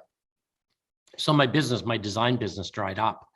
And it was sort of a natural transition, that I went from, my core business, my bread and butter marketing and design business, and started printing out, little animals and selling them ostensibly, through the internet on Facebook. And that's how miniprints was born, really, by creating this little, beaver and, accidentally getting into it. If any of you, I'm not sure whether this will play, whether you're seeing the motion on the screen, but this is the process of resin 3D printing. Here's the Loch Ness Monster rising from the primeval ooze. And it really is amazing as the generation of printers get better and better. And I'll give you a little tour around the space in a minute. As the generation of printers get better and better, it's amazing the fine detail work that we're able to do. I now sell hundreds of items, birds, animals, people, strange things. The weirder, the better, the smaller, the better. Most of these items, and I can show you some of them, are driven by requests. And my most recent mini print, which I'll show you, is something that was requested online on a YouTube that I did a couple of weeks ago, and it's now live on the site. So if you have something that you want, I can't promise that I will make it, but absolutely. My email will be at the end of the presentation, and it's all driven by really what people want. I started off by making things that I wanted for my own layout, and sort of the things that seem to be most popular are the things that you want for your layout. Not everything gets made, not everything can get made, but a lot has. I want to just share some news. It's kind of big news for me because I'm sitting in this big empty space, terrified, trying to figure out how I'm going to pay for it, but it's kind of fun. I've just moved into this warehouse in what's called the Junction Triangle neighborhood of Toronto. It's in West End Toronto, and it's happily about a 15-minute walk or a 5-minute drive from my house. And it's kind of a neat area because I'm smack dab in the middle of a triangle surrounded by 3 rail lines. So I'm hemmed in. So to the east of me is a former CN line that is now used for GO commuter service. GO Rail is our regional passenger service. To the west of me is a former Grand Trunk and a former CP line that is also used for commuter service and our high-speed rail to from downtown Toronto to our international airport. And so that's also passenger service, occasionally the odd freight, but the real fun is to the north.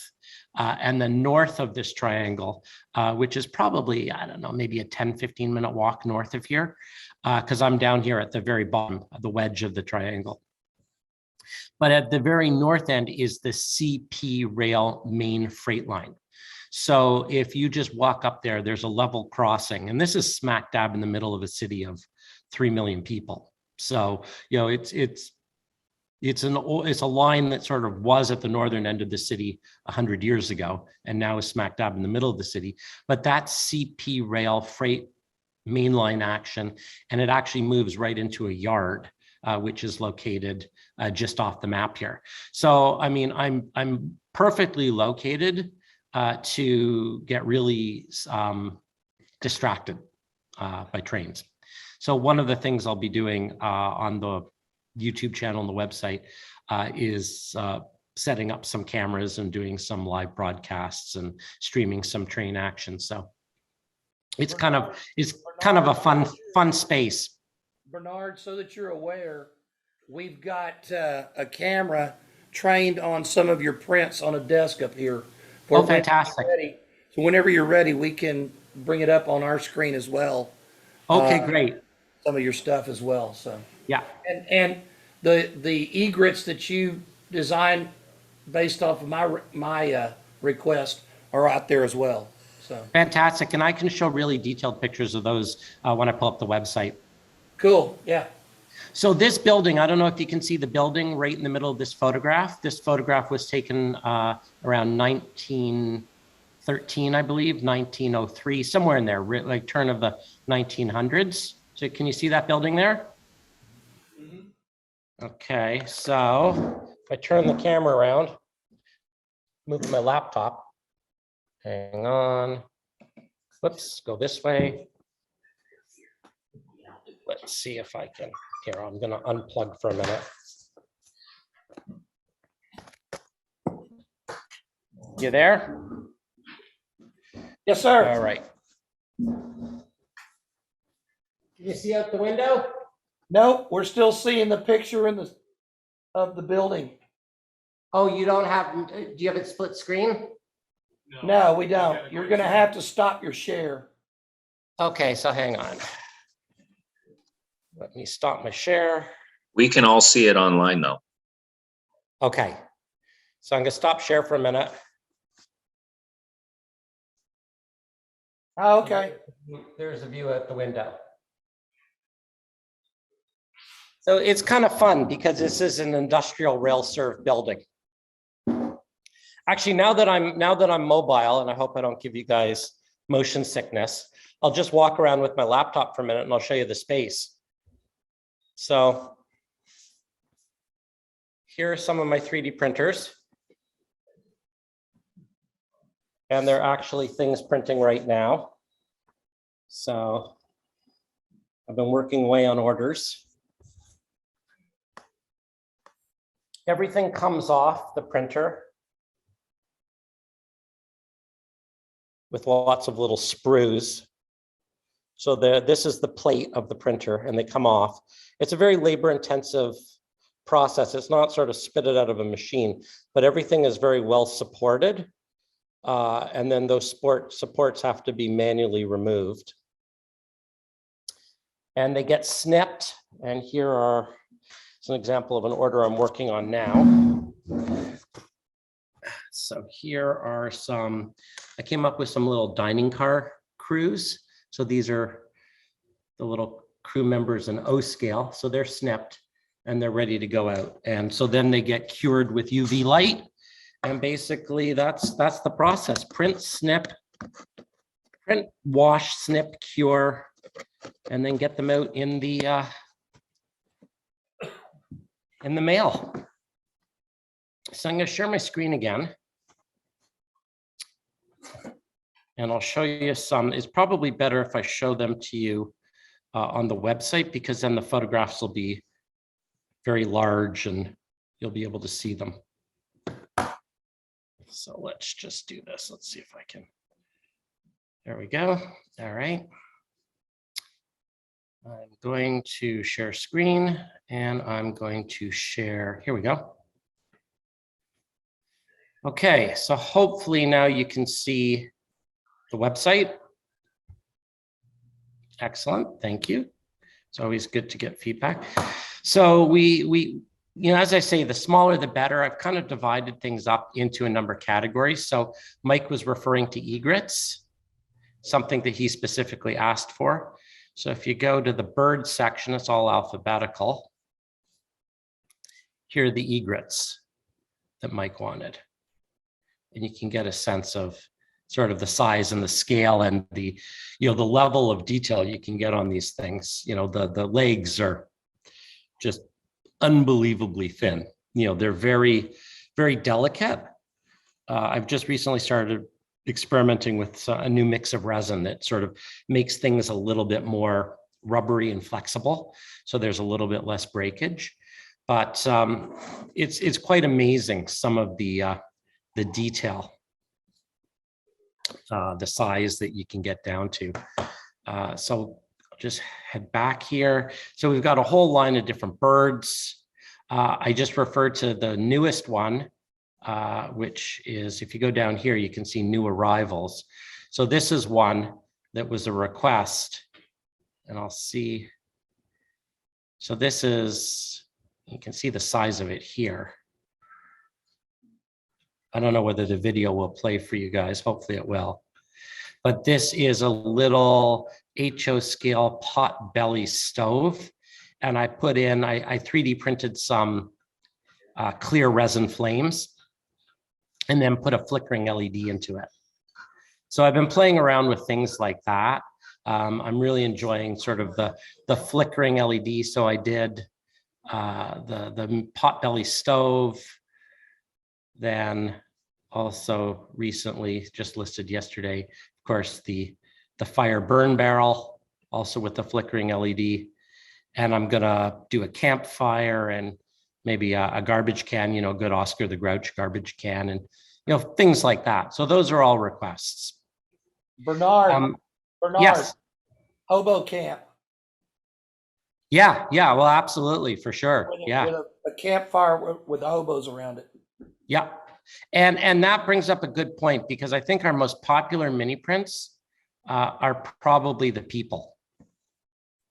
And I've just gotten into 3D scanning. So my first 3D scan was this guy. You might recognize him.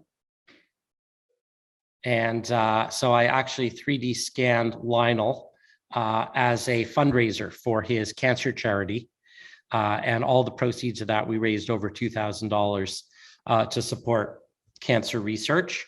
And now that I have this space, I'm starting to 3D scan people. And the gentleman you saw previous, this gentleman right here, and I apologize, the picture's not crystal clear, but that was a 3D scan of someone that I did in here. So having the space also allows for, it's hard to sort of bring strangers into the house, and the dogs, the wife and the kids kind of look at me and go, what are you doing?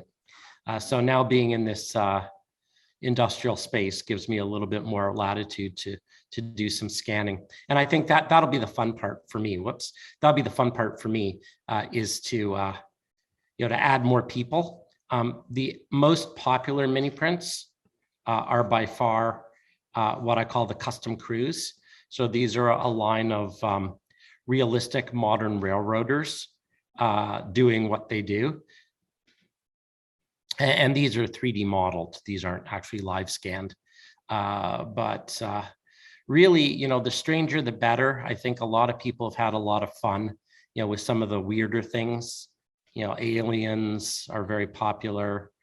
The plague doctor, the Sasquatch, the Bigfoot, you know, I kind of like, you know, the bigger the challenge, the more fun it is. I think, you know, you can be a serious model railroader, but still have a little bit of fun, you know. We've got a Sasquatch up here on the table, by the way. Oh, excellent. Good, good. So people can see them in real life. I think one of the things I sent you, Mike, and let me see if I can find it. And this is very popular. I like to do seasonal things as well. So I did a Santa, a reindeer, and a sleigh, which I think. Up there on the table. Yeah. So that was here. Here's Santa and sleigh, and then I also did the reindeer to match. You can see a few of the reindeer here. And of course, all mini prints are available in HO, S, and O scale. I have done some G scale. And for the N scalers out there, I try and make as much as I can available in N scale. There's actually, if you go down to the bottom of the mini prints website, there's an N scale gallery. So every mini print that we make in N scale is listed, and not everything is technically possible, but I try and push the envelope as much as possible with as many N scales that I can. And as the technology gets better, the resolution gets better, and I'm able to print finer and finer details. Let's see, what else? Actually, now's probably a good time just to pause for a minute and see if anyone has any questions or comments, and then I'll continue on. What about Finishing and painting. Yeah, okay, good question. Let me just gonna go to this. Okay. So I was gonna do an entire clinic on that, and then I realized it kind of exists a little bit. Let me stop sharing for a minute. Actually, okay, I will go back to sharing because it's on my website, so hang on a second. Let's go back to, here we go. All right, so I have a 1 hour painting clinic that I did for NMRAX. So I did it for Gordy about a year ago. So if you see down here on the bottom of the website, let me just change screens here. Go to the Zoom screen. All right.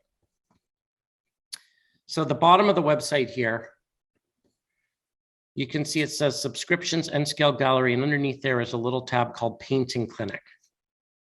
And Painting Clinic brings up this NMRAX Mini Prints Painting Clinic, which was done July. And it's a 1 hour clinic that talks about all of the steps to paint and detail them. I can give you the highlights. I rattle can spray paint everything. And I heard you talking about the Rust-Oleum camo. I shoot everything with sort of like a khaki camo because the camo is the flattest of rattle can spray paints that I've ever found. And I just like to give everything like a super flat coat. It can be flat white, flat black. I really like a flat khaki. And you don't need to wash them. They're, you know, when the mini prints arrive, they're all ready processed. They're already clean and cured. So I like to just give everything a little spray, a light dusting with rattle can primer, and the flatter the better. And then I use acrylics. Just, you know, the most important tool you're going to have is this, you know, a good optimizer, a nice sort of. You're still sharing. What's that? You're still sharing. Oh, yeah. Hang on. One of these, you know, good optimizer. And you know, a nice paintbrush. Doesn't really matter the size as long as it's got a, you know, a sharp tip. And I use acrylic paints. And I like to paint with water. So I use very thin acrylics. I don't glob the paint on. And all the details are on that, that 1 hour mini prints painting clinic. So you can Other definitely. Thomas, Yes. Do you make a moonshiner still? a moonshine still. No, but that is a great request. Yeah. I would love to do that. So now you do understand that once you request it and he makes it, you're obligated to buy it, right? Okay. Just don't ask for it on N scale. Yeah. HO, he's saying. That's Other fine. Yeah, questions? no, that would be a lot of fun. Right now, I'm about, because of the move and because of the requests and a couple sales I had, I'm about 100 orders behind. So all of my time right now is being spent on catching up with the backlog. I also have a mini print of the month club that goes out on the 15th of every month. And that's also on the bottom of the website. But there's a group of people that have subscribed to a mini print of the month club. And for $25 US, and that includes postage, I send out about $50 worth of mini prints every month. And they tend to be, unique or different, or, they're the special editions or the first looks. So it tends to be sort of the testing ground. The good news is it's all half price in terms of you get double what you pay. The bad news is I get to choose whatever I want to send. Having said that, I'm amazed. I don't think in a year, it's been over a year, everyone keeps renewing. So people seem to like it. Cool. I have a question. Yeah, sure. Any vehicles that you do as well, like definitely. cars, Let me go trucks, that back kind to- of stuff? Not cars and trucks specifically, because one of the things that I've come up against, and I'm a little bit scared of copyright infringement. So I'll stay away from, a lot of times people ask me, can you do Spider-Man? Well, no. I get a lot of, requests for, sort of pop culture figures, and I'm not exactly looking to get sued by Marvel or Disney. Cars tend to be, if you're doing a Ford F-150, you got to get a licensing agreement from Ford to do that. So I have not done any specific vehicles. The other problem I've had with vehicles is there are just too many of them, and everybody wants something different. Everyone wants a 1950s this, or, it's very specific.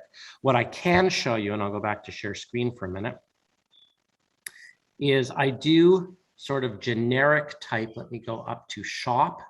There was a category called shop vehicles. Here we go. And I'll show you that I do some generic stuff like canoes, fishing boats, an ATV. This is probably the most popular vehicle out there.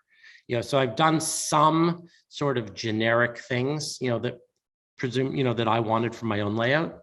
But that's sort of the extent of vehicles, generic. This was a Halloween one that I did, obviously, skeleton rider. So I will do some types of things like that. This was a very popular one I wanted for my layout, just a rail bike so that, I could simulate. I've always wanted to try one of these. I know there are places where you can go on old abandoned rail lines, and that was a popular sort of, another sort of vehicle was, where's my speeder? Yeah, at the very bottom. There we go. Yeah.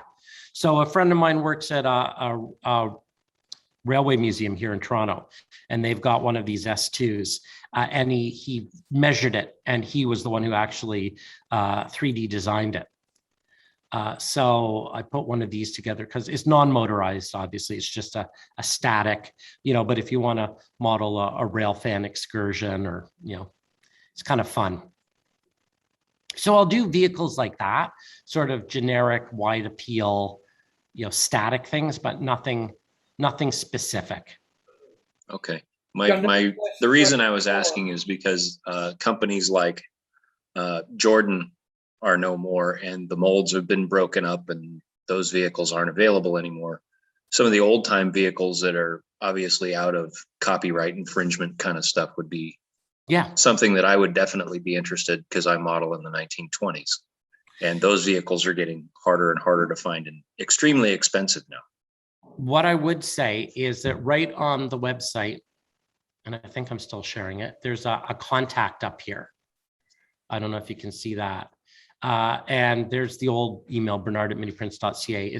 It's also bernard@miniprints.com. So .com and .ca, they both end up at the same place. And I'll have my email at the end of the presentation.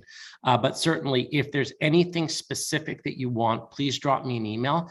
And also, I work to photographs. So photographic references are very much appreciated.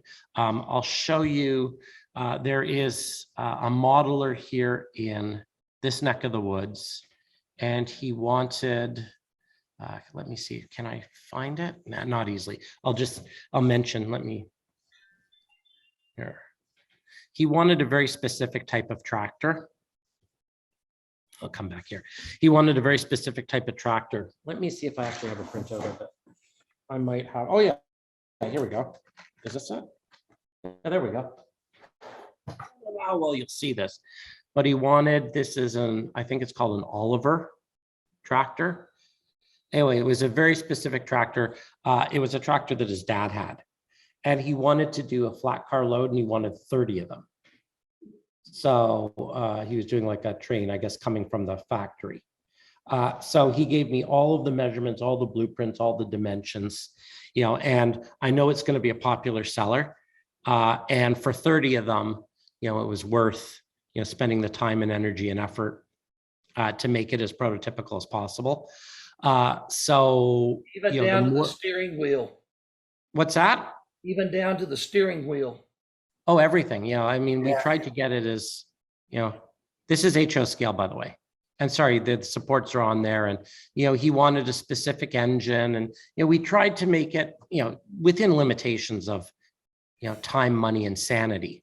We wanted to make it as prototypical as possible.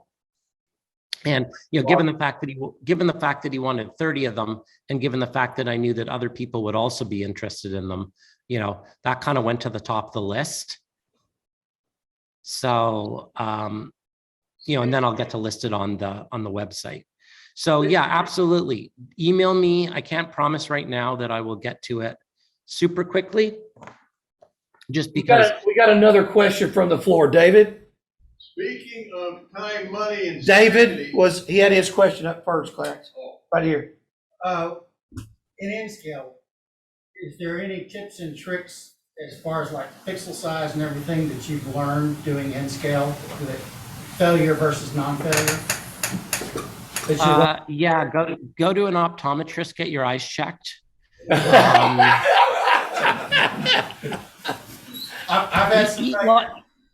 had some. He's got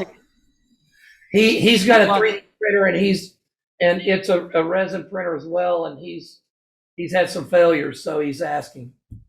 It's part and parcel. There's some things that just won't print. I mean, 3D printing is a very fun, very messy, very time-consuming hobby that will take over from model railroading.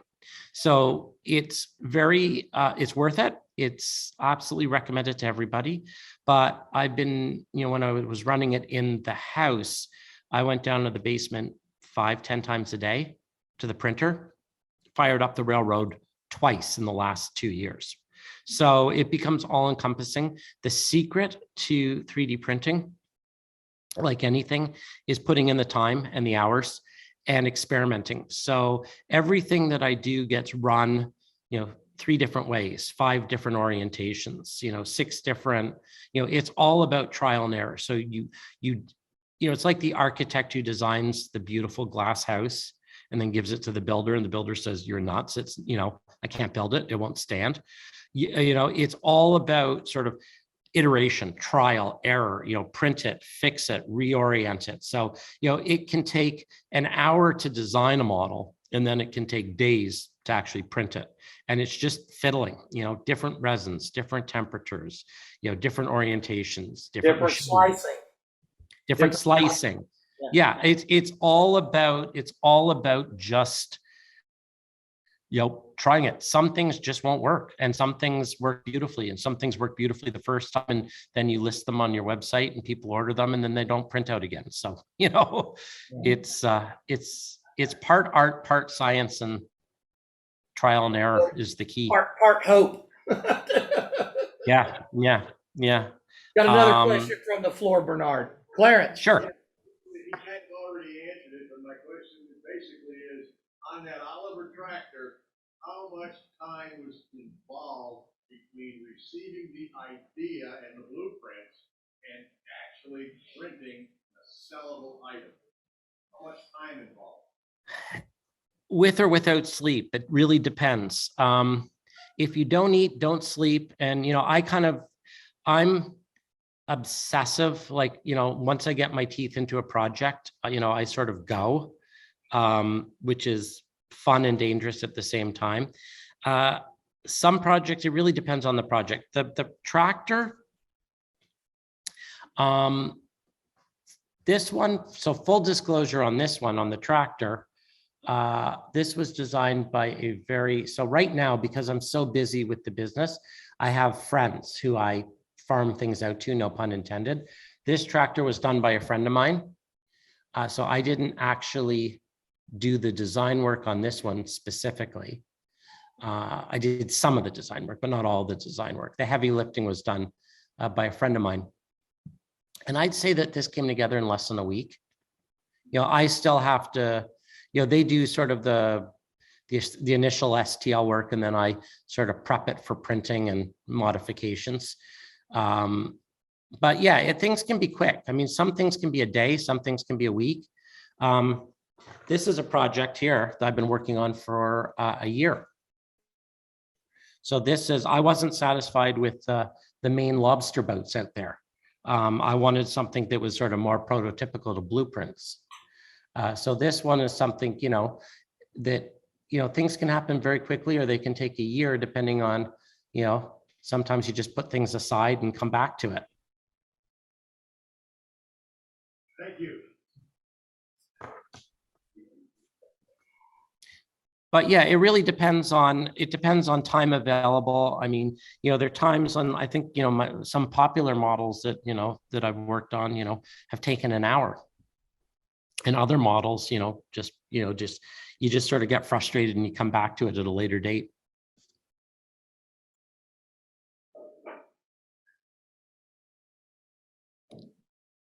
Any other questions? All right. I want to bring up a website here that you're probably familiar with, Bernard. Okay. I'm going to send it over to our just texted it to our videographer. Okay. And you'll go ahead and we'll get back over charles.dollins.org.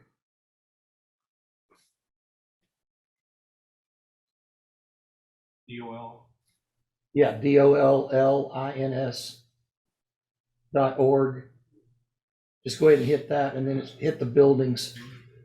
Bernard, take a look at this guy and what he's doing with 3D printing. He's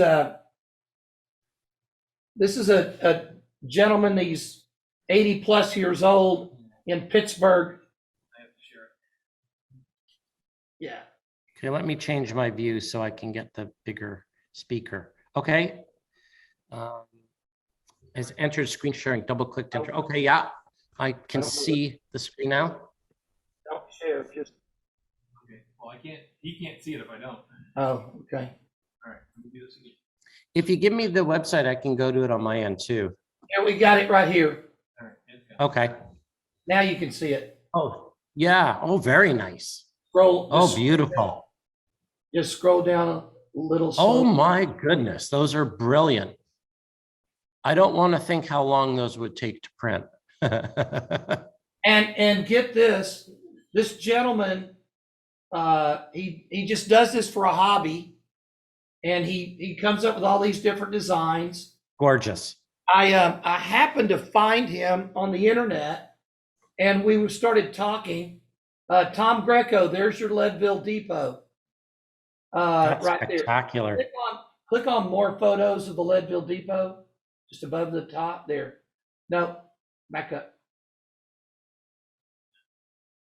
Hit back. There you go. Right there. Yeah, there you go. Okay, so scroll down. You can see down, and from what I understand, stop right there, back up for a second. From what I understand, he's got a picture of the backside of the Leadville Depot that nobody's ever had before. I don't know if that's accurate or not. That's what I was told. So this is a good historic picture, but That is true. Nobody's ever seen the other side of the Leadville Depot. there you go, Tom. Okay. So it was a building flat, Tom. It was just a flat. They never really had the backside. But anyway, you can scroll on down. That's what it looks like when it's That built. is beautiful work. Now, Well, go back the other way and hit your back button. Now, scroll on down a little bit. So I found him and I started talking to him, and stop right here. This Black Hawk Grocery, I've taken the STL files, Bernard, and split this building up and made that 3 front right there, 3 different sections so that it could be combined or expanded or turned to where you could have a corner entrance on the building or all kinds of different things there. I think that's a really interesting point. I think that 3D printing, and more even more so than 3D printing, I think 3D scanning, which is the next part of the picture, is going to really change our hobby, because it's at the point right now where 3D printing still requires a certain degree of, well, 3D printing needs a 3D design, and 3D design still requires a certain degree of skill. Lots of people have it. But more and more, I mean, we're all walking around with, iPhones in our pockets, and, you can scan off your iPhone, some versions of them. I think more and more with photogrammetry software and with smaller, cheaper 3D scanners, really anything that you want to put on your layout is going to be possible. And some of the buildings that, like this gentleman's doing, and some of the things that are happening, in the 3D printing world. I know a lot of sort of friends and fellow sort of small model railroad manufacturers are coming up with incredible locomotives where there might have only been one in existence, a fireless boiler, and, they just wanted it on their layout, and they have the time and the skills to design it. So it's at the point right now where literally you can design and print one-offs, if you have the time and the inclination to do so. So the range of detail and specialization and customization that we can create for our layouts, right down to, the silly things I produce, like, you want a little dock or a shopping cart, in your stream, all the way to, that one switcher that existed, in a cement factory in one geographic location in the entire world. So Bernard, this building you see right here is he calls it the Colorado Shoe Store in Black Hawk, Colorado. If you scroll down just a little bit, and he's given me credit for the work, which I can't take credit for, even though he has identified that I'm a superb artist. I'm waiting for the laughter here. Okay. This was done by a guy in our division by the name of Bob Brindle, and he does a clinic on how to make plastic look like wood. And he took a ABS building and made it look like that. It's amazing. Scroll down a little bit more. That's stunning. It really amazing. Okay, now hit your back button again, and then I'll show you something else. He and I started talking, and keep scrolling down. And I said, he goes, if there's a building you want, you're talking about the one-off thing, Bernard. Said, if there's a building you want, let me know. And my reply back to him was, don't tease me. And he goes, no, I'm serious. And he Oh says, my okay. gosh, look at that one. Isn't that gorgeous? The West Hotel is beautiful. Yeah, and the with all of the fire escapes too. But he said, I told him, I said, I want to build the Tyler Depot in my hometown. He goes, do you have the plans? I said, yep. He goes, send them to me. So scroll on down a little bit more. And you're going to see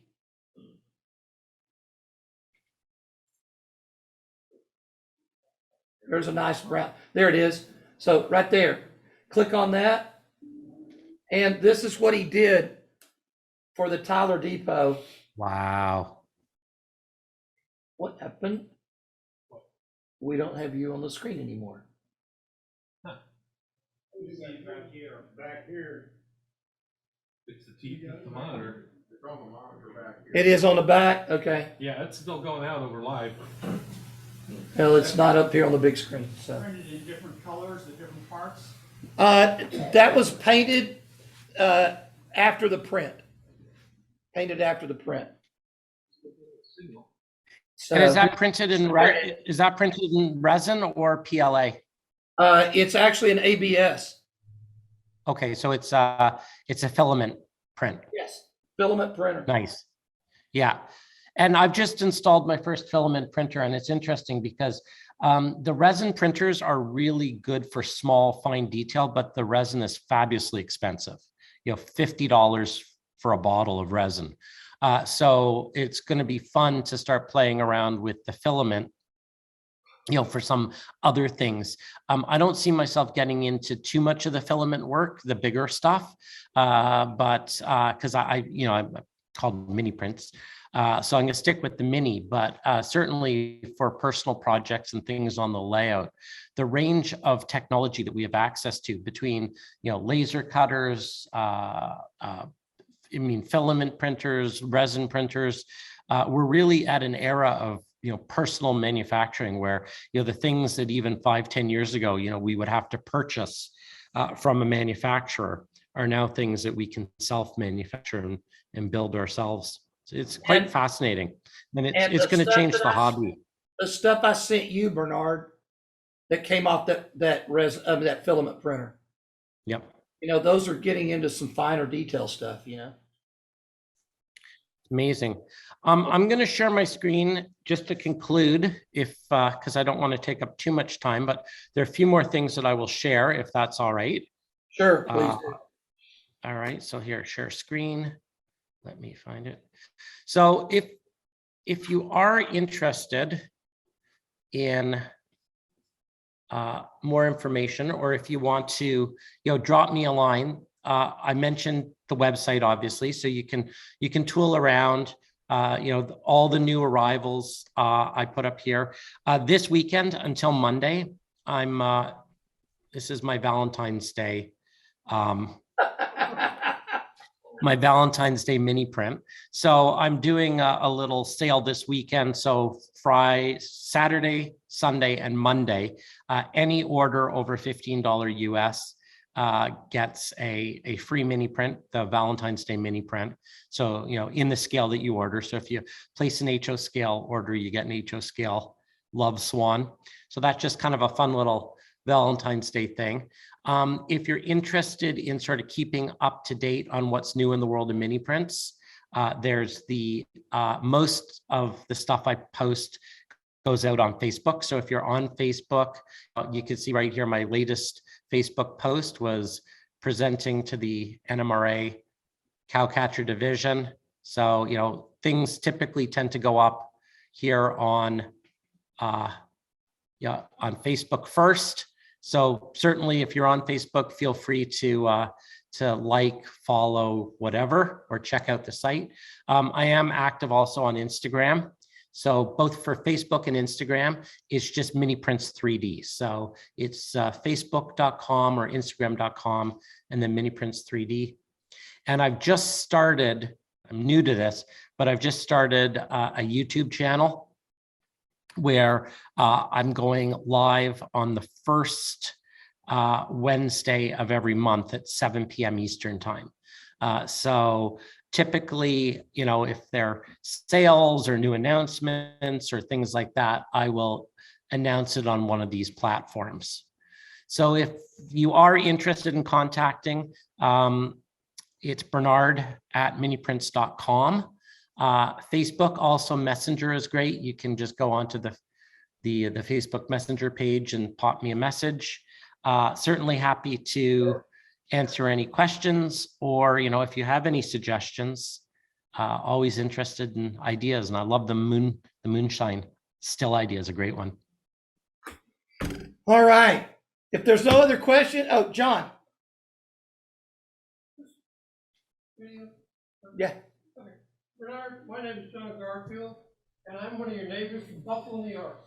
Oh, hello. How you doing?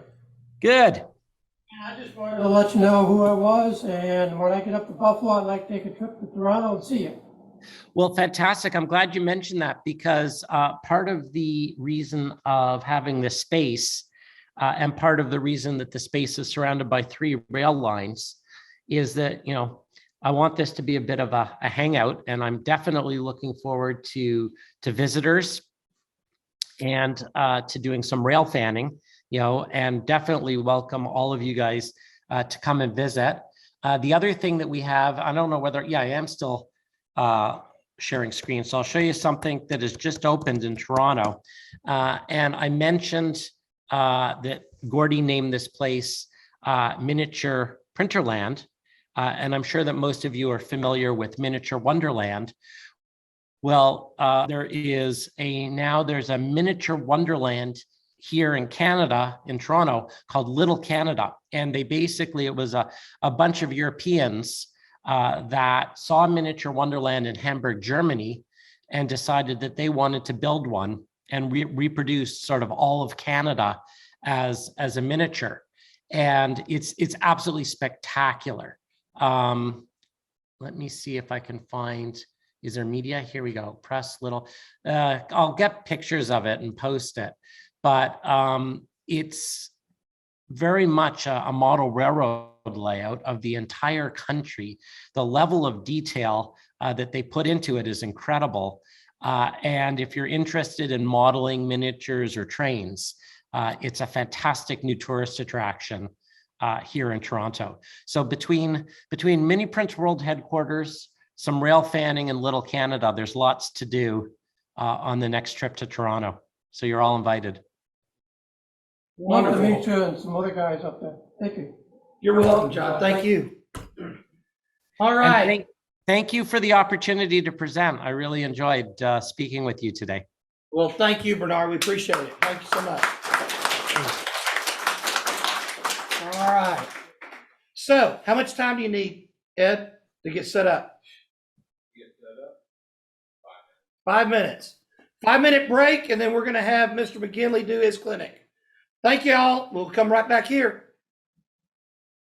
I don't know if I really want to follow that.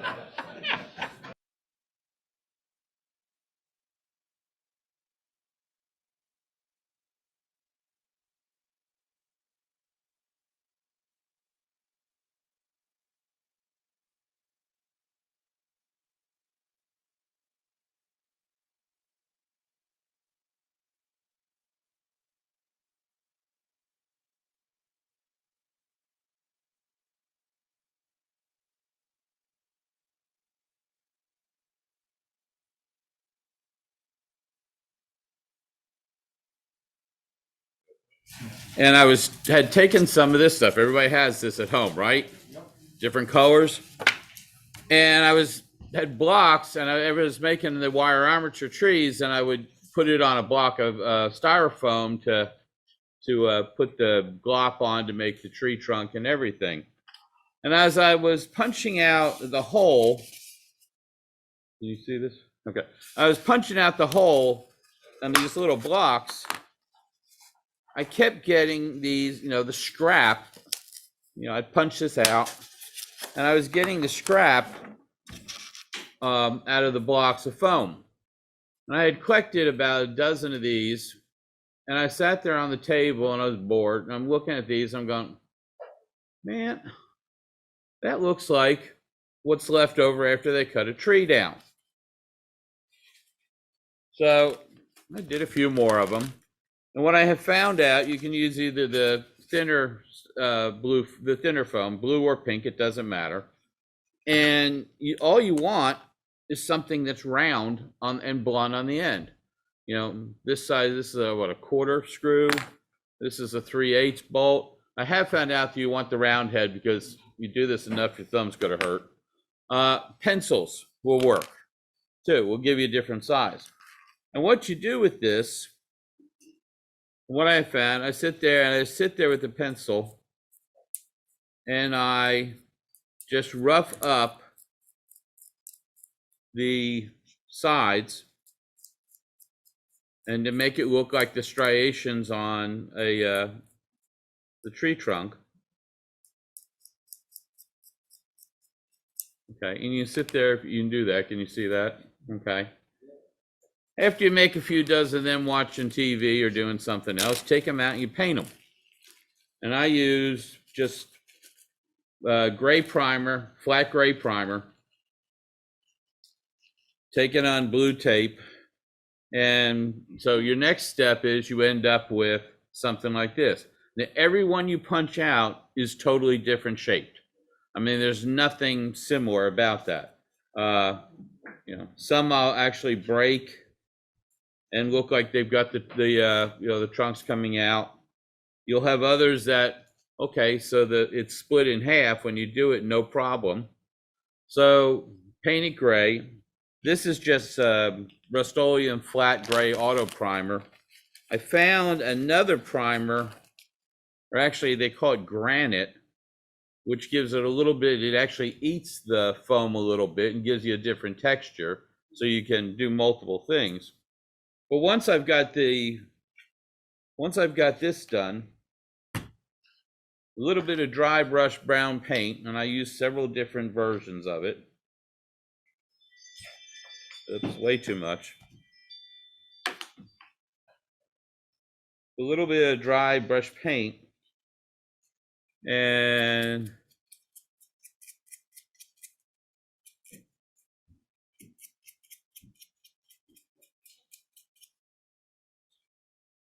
these are a brush that is a brush set that Michaels sells.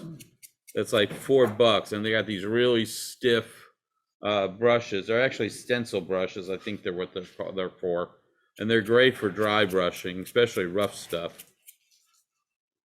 But if you can see, oh, we got that. Can we? Like I can't even see. Yeah, so you can see. you do a couple of those. I'll do one more.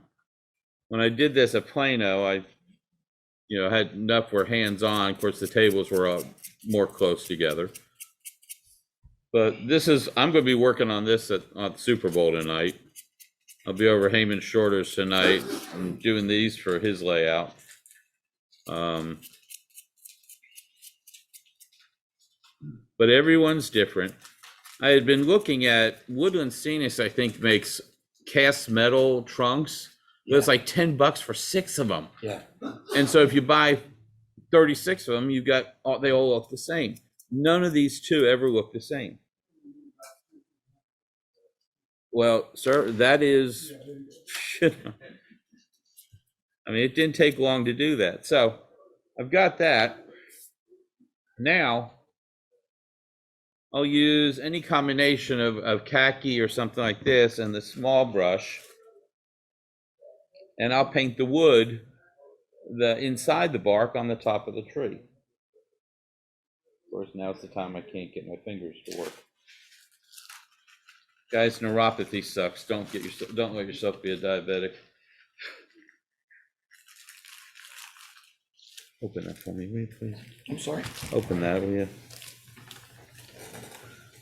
But another thing you can do with an X-Acto blade knife is not all tree cuts are, not all of the cuts are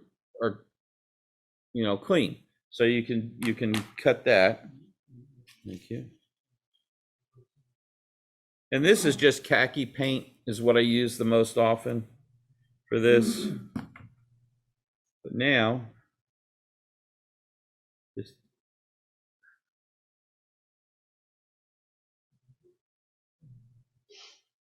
and now you have the heartwood. And a lot of times I'll use a yellower khaki or mix a little yellow, and if it's a larger tree, I'll even put a second or third color ring to do the heartwood. The one that is split down the side, where was that one? Well, I have so many of these. These I just, Yeah, there's an example of one that I did the inner heartwood for. So it's a 2-color. I don't know how good that thing is there, but so in a matter of what, couple of minutes here, you're wanting to do thousands of these things for your layout here. That's 3 in a matter of, what, 5 minutes. And all it's cost me, and that's literally why I call it Tree Stumps for Pennies, is all it's cost me is a couple 50-cent bottles of craft paint and a can of Rust-Oleum. I'm trying to find one I had. I primed one where it's cut down the middle. And you can, if you've got one that's split, down the side, again, not all, if you look at the logging, there was a journal that came out for years that was called, I think, Light Iron.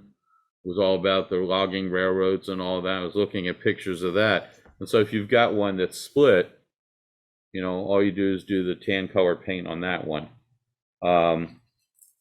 So this was literally, what do I do with this waste product that I had? And then I was going to show you, I use a lot of Sculptamold in my layout. And Sculptamold has gotten very expensive. And I was used to mix Sculptamold, 2 cups of Sculptamold, 2 cups of vermiculite, a half a cup of white glue, and then a cup and a half of water, and squirt a brown paint of one type or another. And that was my my base ground cover, because it gave some more texture, a little bit better texture, especially over layout. Plus it extends. Problem is, I was going to bring the vermiculite up here today, and Amazon failed to deliver yesterday. And I went to Home Depot last night, or Lowe's last night, because they said they had it. No, they don't. Their web page lies. So, but again, you can't beat that for the cost. And how many do you need to do up here? And when you cut that out with your tube, it mashes that foot out like that. Yes, sir. Yeah, this is, that's what they come out of. And, different, and none of them are the same. So you don't look anything different. And literally these I punched out last night while watching TV. And I play with it. I'll use the pencil, and I'm trying to find where I made it. I've got a couple that split when they come out. And then I said a lot of times if it's just, here's one that I did last night already, where I cut the tip off, and so you've got here,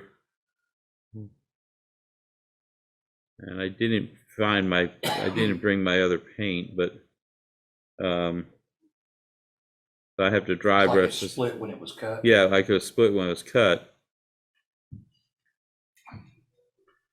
And then dry brushing the side.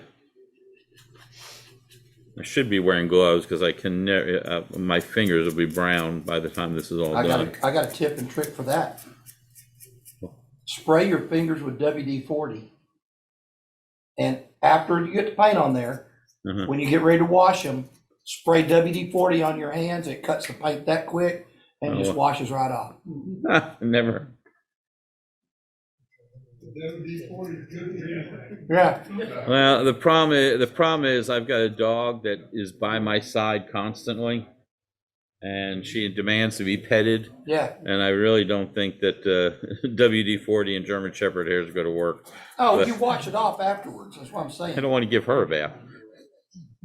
She's a pain in the neck to give a bath to. But that's a good idea. But if you can see there's one that's been, I'm sorry. Does that work better?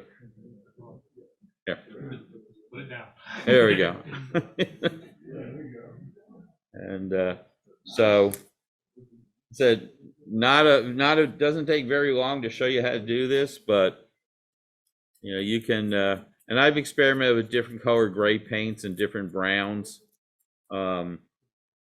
You know, the beautiful thing about this craft paint, they come in about 50 different browns in one aisle. And so I just do that. And I use gray. I tried black paint for a while, and sometimes you use black base coat. It gives you a little more depth. Anything to make sure that you've got difference. Because what bugs the heck out of me is the commercial stuff. If it's all there and everything looks the same, it's like, okay, that's that tree stump, tree stump, tree stump. And so, you know, there's five or six tree stumps. That is awesome. And this was all just pure accidental. I was doing something else, and you know, my partner's like, "What are you doing?" It works. Yeah, and I had, you know, I've gone down to 6/32 bolts and gotten decent results.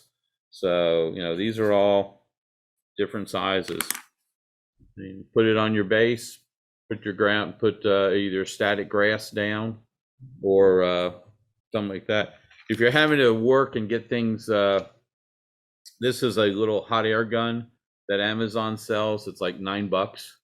It's actually designed for shrink tubing, but if you're needing to get the paint dry, it doesn't want to dry, you hit it with this for about 30 seconds and it's all over. So no special tools. Everybody's got pencils.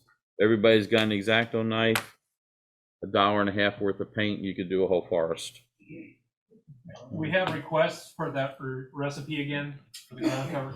The ground cover is the mixture I found that works is 2 cups of Sculptamold, 2 cups of vermiculite. Now remember, it's got to be vermiculite, that brown fibery material, not perlite. Perlite doesn't work.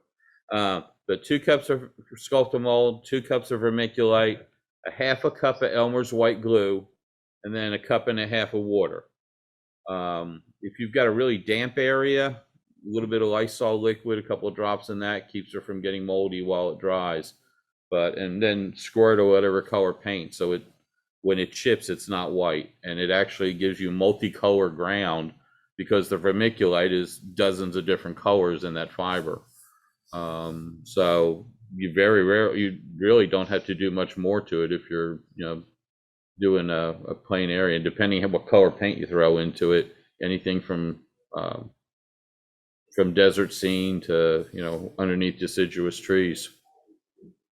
Just beware that vermiculite comes in 2 flavors. One is just straight vermiculite, and the other one is vermiculite with mica. And if you're doing a great desert scene, the vermiculite with mica in it adds a sheen that you might appreciate. I didn't know that. I just get the bag of vermiculite at Home Depot or Amazon. Now you have a handout, right? Yeah. This is what is this? Tell us. It just goes what I told you there. It's I was making wire armature trees. I was punching the things out in the foam. It just, you know, different objects, what to do. It's just basics. I've got to retake the pictures. NMRA Bulletin said they'll publish this. I've just got to retake the pictures and get better depth of field. Cynthia did not like the depth of field on the pictures. So. All right. What did you That, use to punch Dwayne? things out with? I used anything that's round and blunt. I mean, this is a 1/4-inch bolt. This is a 3/8. I've used pencils. I've experimented with different. These are all different sizes, and even down. The smallest size I've used is a 6/32 bolt. It gives you a really nice small tree stump. But anything that's solid and blunt. If you're going to use bolts, I would suggest use the round ones, because if you're sitting here punching all afternoon, the square ones will hurt your thumb after a while. That's the bit I've learned from. So said I'm going to be working on this on the Super Bowl. I've got to get all these painted and get these out on somebody's layout. Dwayne? Hey, Ed, I saw you do this in Plano. I started playing around with it a little bit and made a couple of those scale stumps. And for the guys in the bigger scale, you take a 3x5 card and cut a little jagged, irregular shape to it, and then cut it so it fits across your stump. You can come in and put just a little crease in with your number 11, set that piece in the center of it there, and glue it in place, and then come back in and paint it like the heart of the tree, and it'll look like the spot where the tree split, and it's got little fins sticking up. Oh, cool. So you get you something besides just a flat surface on your stump. That's real common to have a little bit of thin left. A little bit thin, yeah, stuff like. And again, He's with, got a couple of those up here in HO scale, Dwayne. yeah, and you can sit here and,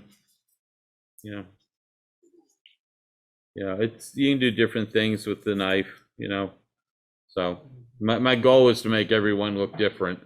So I can't tell, and I can't afford $10 for 6 stumps. No. Thank you, sir. All right, any other questions for Ed?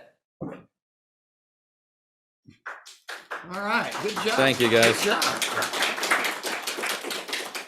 Well, guys, the official count today was 60. 60. Right on the money. Yes. So that's it. That was the we finally hit that mark that we've been looking for the last 18 months, 2 years today. So that was great. Let's keep it on a roll and keep it going. All right. I want to point out one more thing from a membership standpoint. How many of you actually read what I put out in the newsletter? Anybody? If you did, you saw my article about our membership numbers versus Division 8 in Houston. Okay. If 1/10 of the people in our division brought a friend and that friend joined, we would then become the largest division in the region. That's tremendous, guys. That's tremendous. I never thought I'd ever say those words. You guys went from absolutely nothing going on over here to that in just a couple of 3 years. It speaks a lot to the members. Well, I remember I used to have to go to some church in Garland to their meeting. Yeah. I still have flat cars I need to finish with you. My introduction to Dwayne was the yardstick flat cars. Yeah. Yeah. I've still got it. One of these days, got to finish. Well, gentlemen and ladies, we thank you for being here today. Come back next month. Cole, what do we have next month? We're trying with Okay. Oh, okay. Yeah. and then Palmer showing the second part of Making roads. Okay. Cool. Does anybody like Chick-fil-A? The Chick-fil-A side salad. This is the lid. I eat Chick-fil-A like 3 days a week at work because it's close to work, and these are great for, parts trays or doing stuff, and they're free. Cool. All right. Everybody be safe going home. Enjoy the game tonight. If you're going to watch it, have a great afternoon. Thank you, guys. Appreciate it. Games tomorrow. Awesome.